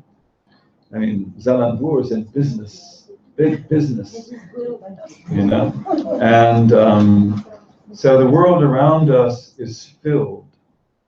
And this is very important, because Jung, who, he's got a lot of information, Jung does. But Jung says that no patient came to me with a psychosis, but that, I'm losing my voice, talk too much, but that psychosis was because of his or her losing something that the traditional world of belief gave them. We human beings are religious animals. And in the 20th century, you have great thinkers in anthropology and in other sciences that propagate this idea that you are homo religiosus. You are man, the religious. Man being the human being. Religion is your deepest instinct. And the people who write about that, they say that the drive for religion, akramakumullah, and forgive me for saying this, is stronger even than the sexual drive. We have to have that. We have to have religion. We are religious by nature. We cannot live without it. It is the strongest drive of all. And that's why with human beings, you either get it right or you get it wrong. But as Bob Dylan says, you've got to serve somebody. You've got to serve somebody, right? It may be the devil and it may be the Lord, but you've got to serve somebody. So we're like that. And in the 20th century, which was the most atheistic century in history, you have the rise of secular alternatives to religion everywhere. In the Soviet Union, it's very clear. The cult of Joseph Stalin and the cult of Lenin. And he embalms the body of Lenin and he puts it in the mausoleum and the people parade by it. I mean, really, is this dialectical materialism? You know, the man's gone. So what's the big deal about the body? He wasn't a god, was he? You didn't believe in that. But they turn it and they take care of his body, you know, every week or every day to make sure that it doesn't begin to change at all. And then Stalin, he becomes our father Stalin, which is like our Father who art in heaven. That's exactly what he meant by that. And his picture's got to be everywhere. So you worship Stalin, you believe in Stalin. And Adolf Hitler will take more from Stalin probably than anybody else. Mussolini will do this as well. Hitler creates in German fascism a secular alternative to religion, consciously. You know, the swastika. In German, they call it Hakenkreuz. It's like the hook cross. You know, this is, and of course, it's an ancient symbol, usually points the other way, and it actually means good fortune in life in Hinduism and in Jainism, and even Native Americans have it. They use it as change in a circle. It's one of the spin-offs of the circle. But, you know, he will change it. And then it becomes, you know, a very, very powerful alteration of the symbol of the cross, which in Christians, as you know, is a powerful symbol. And so it's a special cross. And the Palace of Lights, the use of sound, his dictatorship is a technological dictatorship, as was Stalin's and Mussolini's. And you have other secular alternatives to religion. For example, in the 20th century, we developed spectator sports. They had been developing already in the 19th century, but we go big time in the 20th century. And many people studied about that. You know, the addiction to soccer and, you know, to, you know, other sports, especially Americans with their football and their baseball and their basketball and so forth. And one sports season ends and another one starts. And the World Cup, I mean, it is beautiful. That's really good soccer. I like to watch it. Maybe you do too. But it is a secular alternative to religion. And I'm not going to say it's haram or anything like that or shirk. I don't want to say that. But the thing is that it's also meeting needs that are very profound in us, you know, and you know, we have to fulfill these needs. But in any case, we go back to Jung, and he says that all the psychological cases that came to him were from people losing something that they had in traditional religion. Like, for example, hearing the thunder and hearing it as the voice of God. We wouldn't do that. We would hear it as the voice of the angels who glorify God. You know, they glorify God's praise. Okay, but you need to be able to do that because you know it's true. And what is more incredible than thunder? I mean, it's really powerful. It's incredible. And then the rains and so forth. So to be able to see this world as the handiwork of God, he said this was necessary for their psychological health. He doesn't say, well, let's all believe, but he is at least truthful about that. And with Weber and others, they'll often say, like, well, you know, that old world was really good in many ways, but tough luck, it's gone. You know, so we just have, you know, have a lot of psychosis, and psychologists will be well employed. You know, but This is very important, that, we live in a world that we as Muslims must not allow to be demystified or to be denuded or to be disenchanted. And we must be rational, we must be scientific, we must cultivate science in the best way, but we have to understand the different levels of reality. And this is also part of the knowledge of the heart, bi'iznillahi ta'ala. Okay, so let's stop here. And inshallah, we'll see what we can do with the questions. Where do we start with the questions? We have a couple of questions online also. Okay, so would you like to? Which one would you like to start? Let you take that decision. Yeah, And then we'll go to Aya because she is the first that I saw raise her hand. okay, the first question says, it is related to your comment on Al-Lawh al-Mahfuz. So our sister asks, did Imam al-Ghazali actually refer to the phenomena of deja vu? And what is the Arabic term for it? Mm-hmm. I don't recall that he's used deja vu, but I might be wrong. I don't recall. And you tell me how to say deja vu. I don't know. Many people are asking this What? question. We don't know. You don't know? No. And you're Arabs? Yeah. No, the deja vu is something like I have seen this before. Yeah. يعني بالعربي إنه أنا يعني رؤية سابقة أو She don't use it this way. But deja vu is very common. That I've been here before. I've seen this before. I met you before. Okay, and so I'm the one that got that example. I put my own 2 bits in every now and then. What else?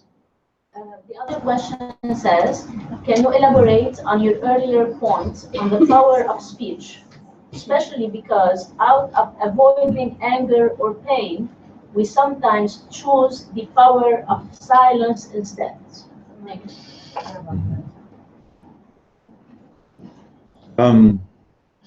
Okay, and so we talked about the lordly attribute of speech.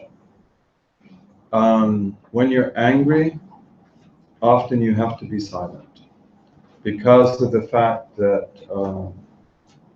our words become weapons. And some people are really good at that. Some people are not, but you end up, especially a person, there's some people who they just know how to wound with words. And they're just really good at that. Some people have this gift, some people don't.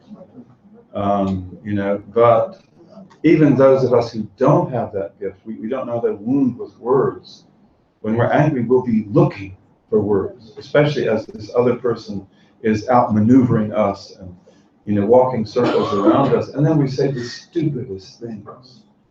And again, the words we say, they may destroy our relationships forever. This is why words are so important. And we can talk about the wisdom of ancient kings. Al-Ghazali does that.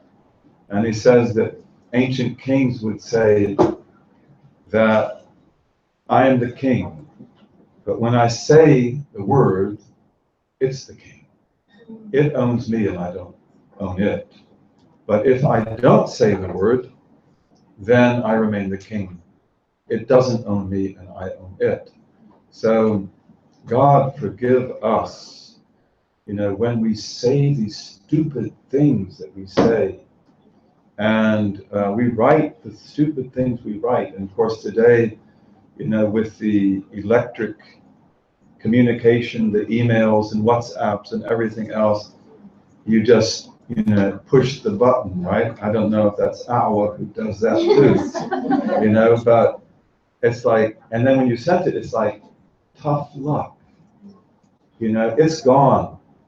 And more than likely they got it and they read it already. And even if they didn't, it's still there in their mailbox. And there's not much you can do about it. Of course, in the old days of snail mail, you know, we would take a long time to write letters. And in fact, we enjoyed doing that. We might spend the whole day writing letters. Maybe some of you were like that too, you know, in the world before email. I actually have all these old letters we used to write.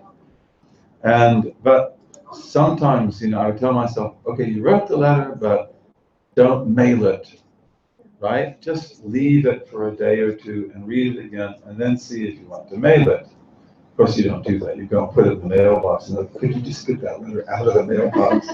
You know, and with email too, and with these other types of communication we have, maybe we could just put it in the drafts for a while before we send it. But often in anger, silence is something that is very important. There are different types of silence. But also in anger, often you have people who like check out by just not paying attention to what's being said anymore. And, you know, not listening anymore. So that's not necessarily a good solution. I hope that might be of some benefit. Aya, did you want to ask a question? Yes, just a very basic question. The word metaphysics, I can't put my finger on the definition for it, and I don't know what it means in Arabic. So if I were to try to find it, So, well, yeah, we have a lot of, we call it different things, but I myself would refer to it as ilm al-haqa'iq. It's the knowledge of the haqa'iq. And those can be ghaibiyat, but often they're haqa'iq that pertain right to this world. You know, for example, it's said by some people that the most basic metaphysical principle is stewardship of the land, which would include ownership of land. But you know, if we own land, we should be stewards of the land we own. So some will say that owning land is the most basic metaphysical principle. That's not a ghaibiyat. Although the fact that it's a metaphysical principle, that does have, you know, like there are other reasons for that. But maybe metaphysics is not the best word. But I think that's sort of becoming a custom with us. Today in the English language, when we speak about these things, we use that word. And the word metaphysics itself, even where that word comes from, there are different opinions. After physics is what it means, or around physics. So some say it's just because when the Greeks wrote about this, they wrote about it after physics. You have physics and then metaphysics. So they say it's just about the ordering of the book. But then also, metaphysics is what makes sense of physics. Anything? Does this sister want to ask a question? Yeah, when you were talking about silence, sometimes silence hurts. And I think that communication is humble. And when you are able to suppress this angry silence in you and use the communication part, this is more humble. And I think this is where you can settle the conflict. Well, I think what you say is true. I think it's true, but we can't all do that. Yes. And especially, I mean, some of us, it's like when we get angry, we just can't say anything.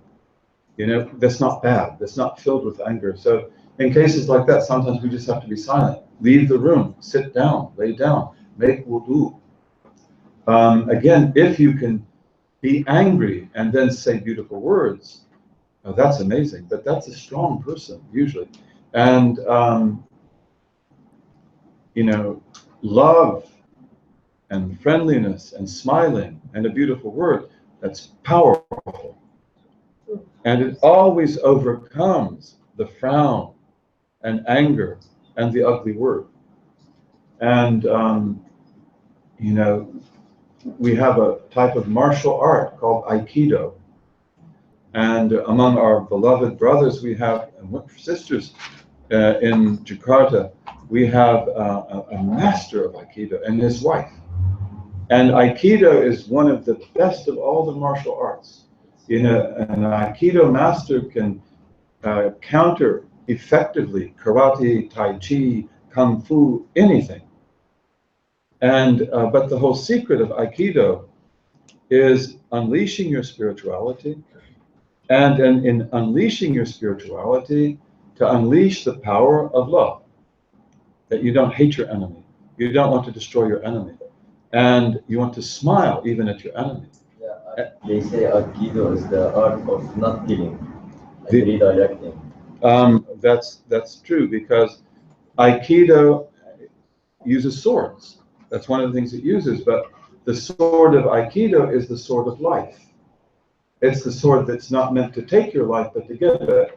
But in order to use that sword, you have to put it to his throat. So, but you're not going to use it unless you have to. And this Aikido master that we have, I mean, we had him put on an amazing demonstration in front of the Minister of Higher Education in Kuala Lumpur, who's himself very good at martial arts. And he brought people from the audience, and they'll show you that there's certain things, like to release yourself from a particular hold, that you cannot do with physical strength. But if you will tap into your spiritual strength and let it go and have no animosity, you can come out just like that. And they had people in the audience do it. I even did it myself. And then he will demonstrate he will be attacked by 5 swordsmen who know how to use the sword.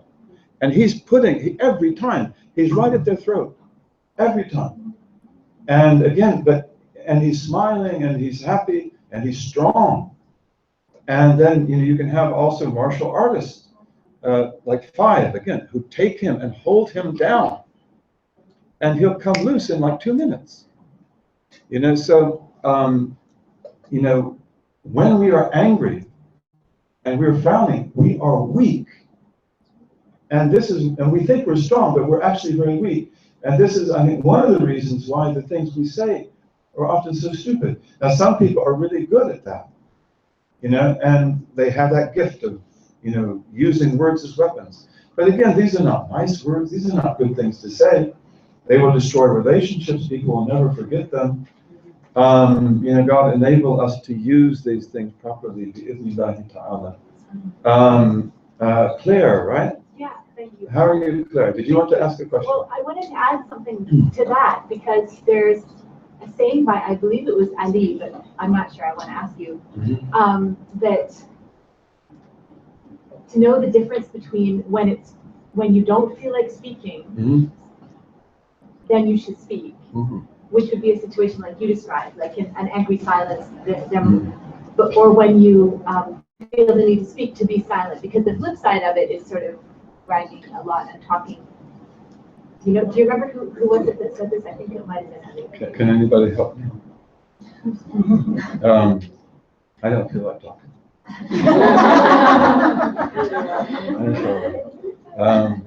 Yes, Maha. I wanted to ask you about lying. So we are often surrounded by people who ask us personal questions like, why are you taking this annual leave? And maybe you don't want to disclose what you have to take some days off from work, and other similar examples. So we call them white lies. What do you have advice about how we can manage our tendency to do white lies? Given how much people may ask us those questions. You want me to talk about white lies? Get me in big trouble. And we have another class called the tongue, and we never taught that here before, did we? The tongue, Dr. Hiba? No. Do we teach about the tongue? I don't think so. Not yet. Not yet. So that would be a good thing to talk about, because Imam al-Ghazali talks about lying. And,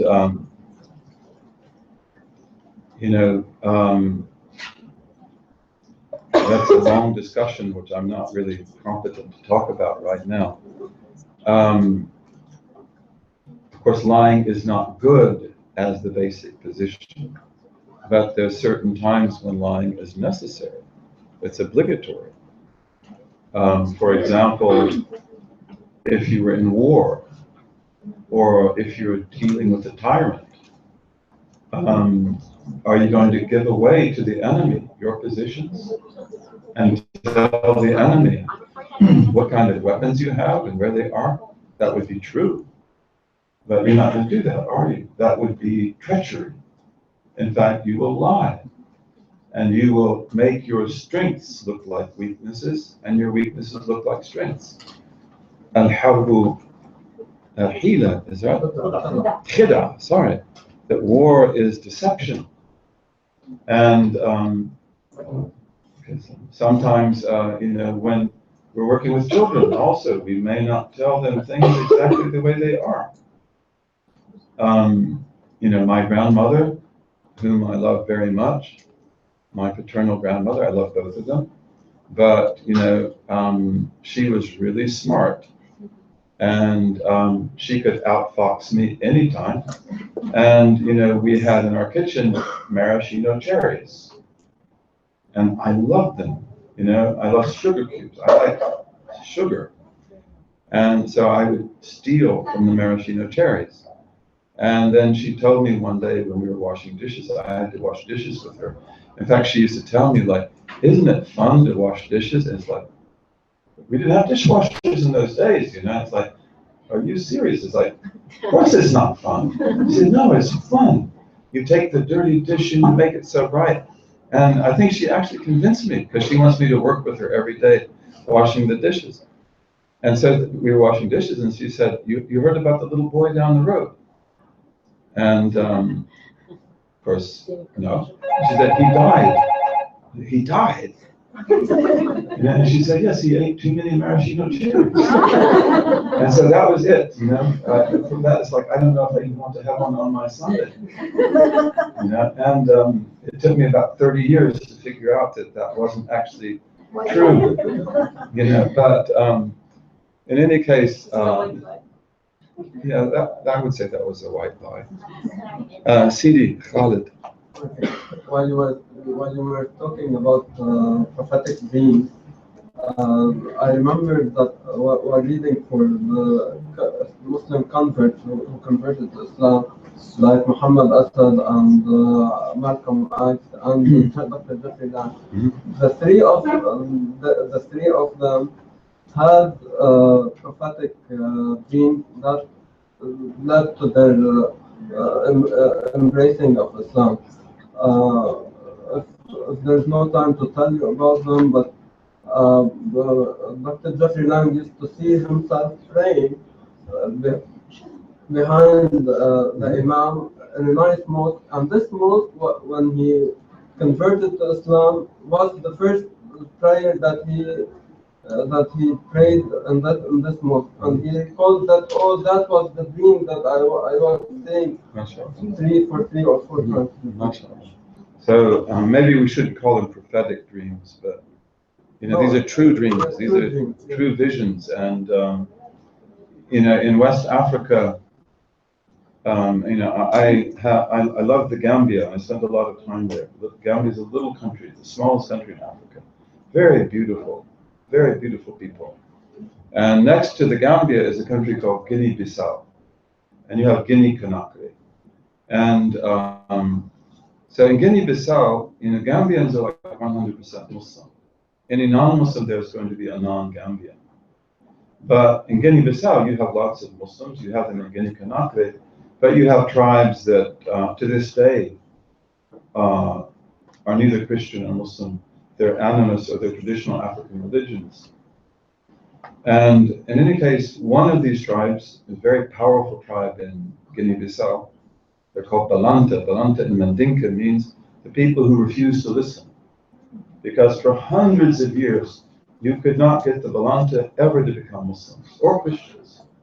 The Portuguese could not even do that. They won't listen, and they're very warlike, and they're very amazing people. They have very strong solidarity. Anyway, one of these Balanta, he became a Christian, and he became a pastor or a priest. I don't know which religion it was, but he becomes a pastor or priest in the Christian faith. And in fact, he would come to the Gambia to study with Christians in the Gambia who are not from the Gambia, but they're there, and to learn more about his faith. And then he had a dream that, in so many years, you're going to come back to the Gambia as a Muslim. And that's exactly what happened. He came back, he became a Muslim. Now, he's very active and he's very successful in da'wah. And this is actually very common in Islam. Even my own case, I had dreams like that. And I know other people that had dreams like that. It really show you clearly that this good is there in store for you. And in my case, I didn't even know what that was. What is it I'm dreaming of? Any other questions? Any questions from over here? Assalamu alaikum, Maryam. Welcome. Maryam, welcome. Yes. Yesterday you were telling us about how we can save nature by going back to Islam, since you have the tools and the framework to do that. And oftentimes we hear in the Muslim or Islamic discourse that if we go back to Islam, we've got it all. And so in one way or another, we would be able to save nature, reduce gentrification, eradicate poverty, etc. But then on the other hand, when we go back to our real lives, we get to discover that there are power structures, economic, social, cultural structures, which are way more powerful than our own agency.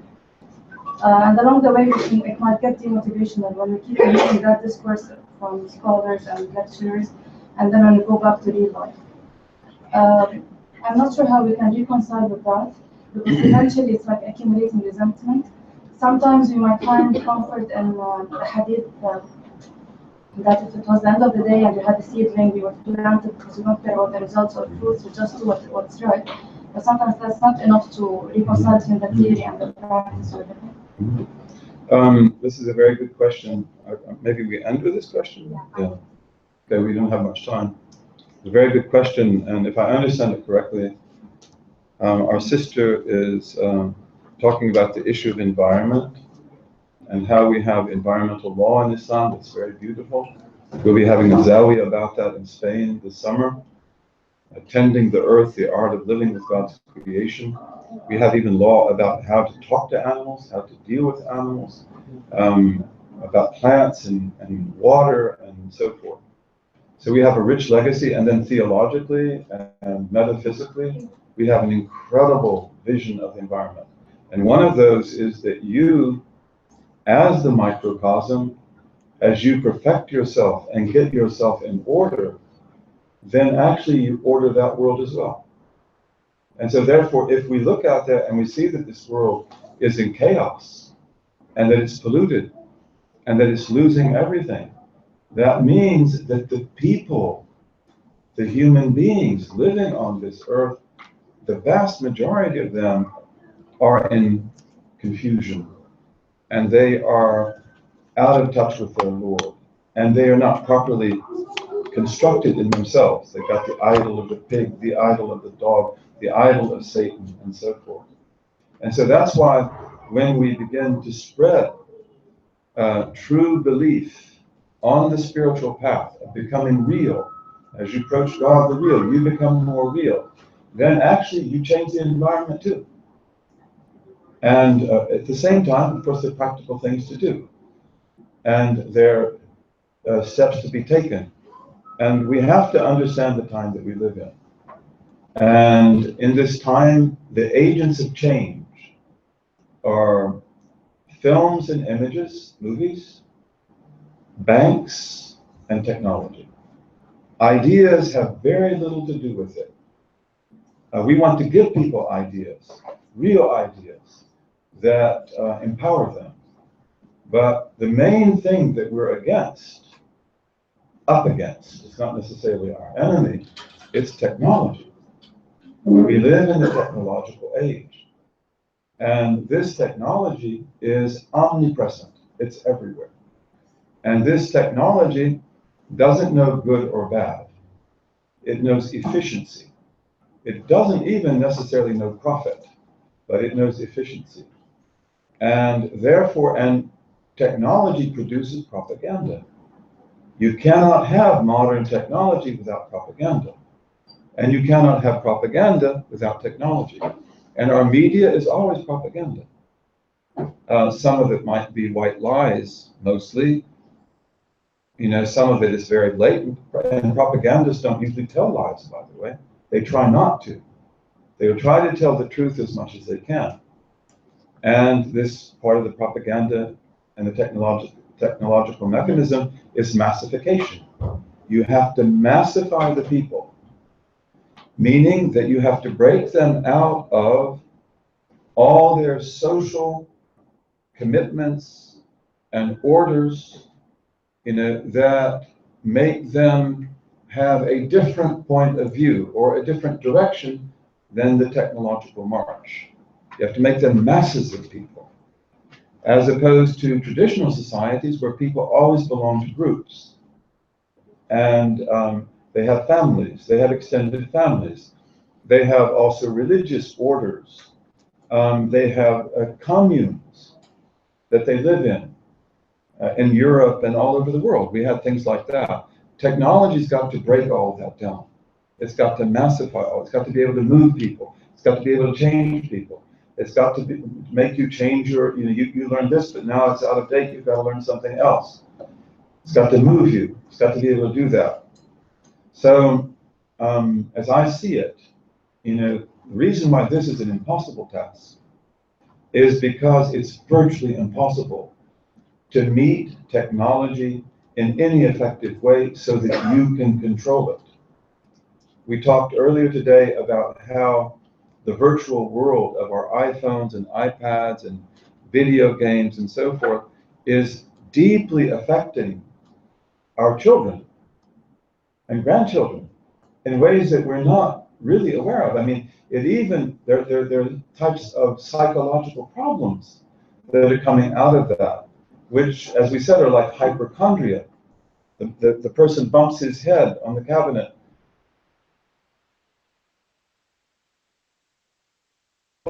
Memory loss. All you did was bump your head.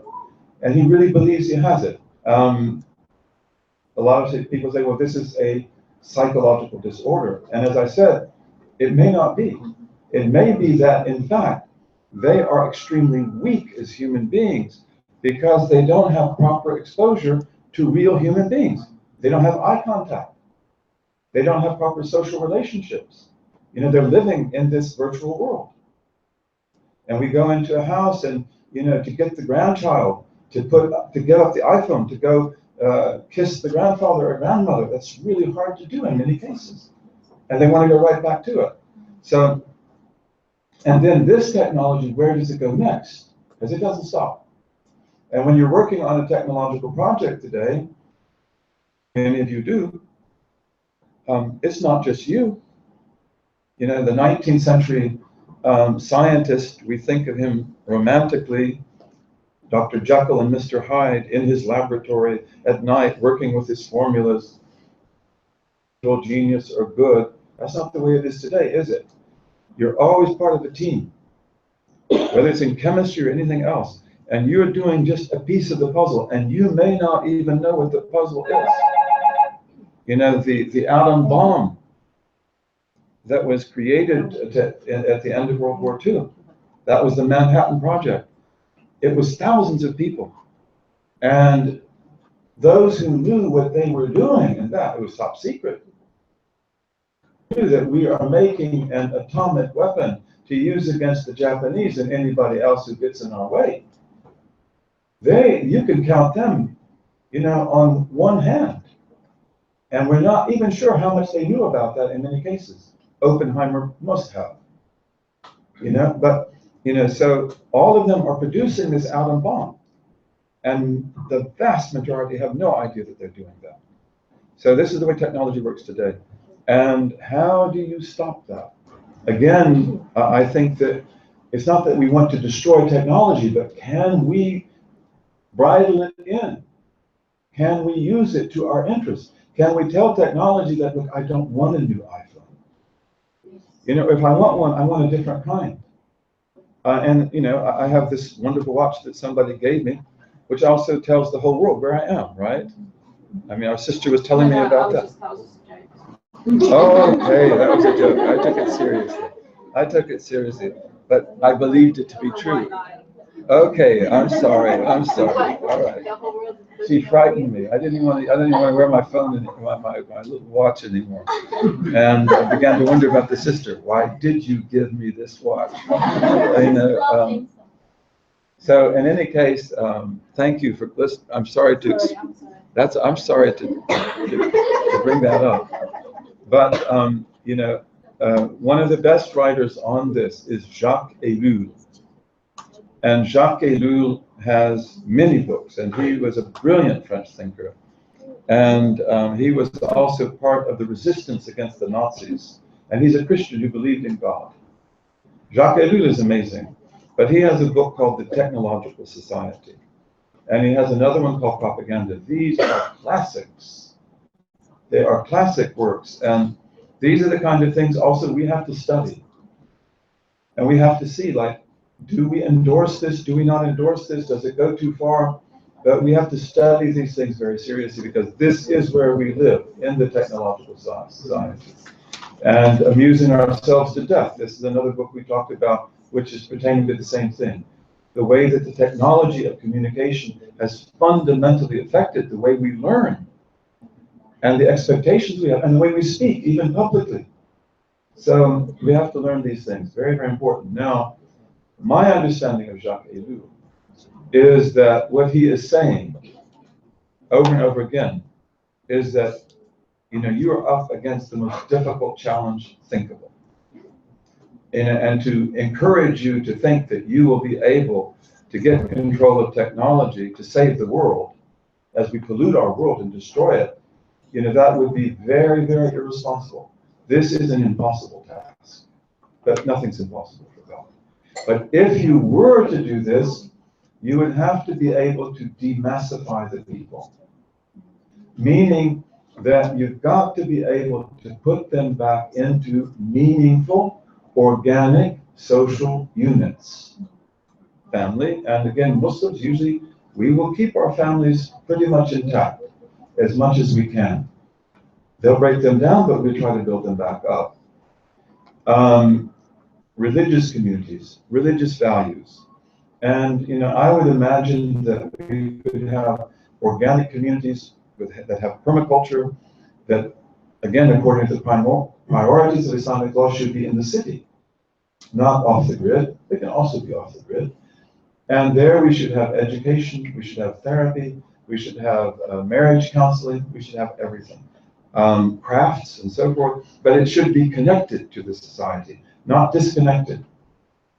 Can we do that? Well, that will be difficult, really difficult. And I was in Canada for the RIS this December, and there is a Canadian intellectual, John Ralston Saul, who is very impressive. And I had the honor to be seated next to him in a special dinner before RIS got started. So I asked him, you know, have you read Jacques Ellul? And he said yes. And I even asked him, did you read it in French? And he said yes. He's a Canadian. He reads French as well as English. MashaAllah, that's great. And then I asked him, well, you know that in the technological society and propaganda, Jacques Ellul is basically saying that you're up against mission impossible. So, and I said, could we create these organic communities? And I sort of described to him what I tried to describe to you. And he said, yes, you can do it. And I said, how? He said, you can do it because you must do it. And I said, that's the best answer I've ever had. That's enough for me. You know, we've got to do it. We've got to find a way to do it. And inshallah, we will. اللهم وفقنا لما تحبه وترضاه وجعلنا من عبيدك السعداء وأمتنا على كلمة الهدى علمنا ما ينفعنا ووفقنا للعمل بما علمتنا به واجعل ما نحن فيه خالصا مخلصا لوجهك الكريم اللهم اجعل تجمعنا هذا تجمعا مرحوما وتفرقنا بعده تفرقا معصوما لا شقيا منا ولا محروما ربنا آتنا في الدنيا حسنة وفي الآخرة حسنة وقنا عذاب النار. So we finished number 3. We've got 2 more to go. And thank you so much for coming.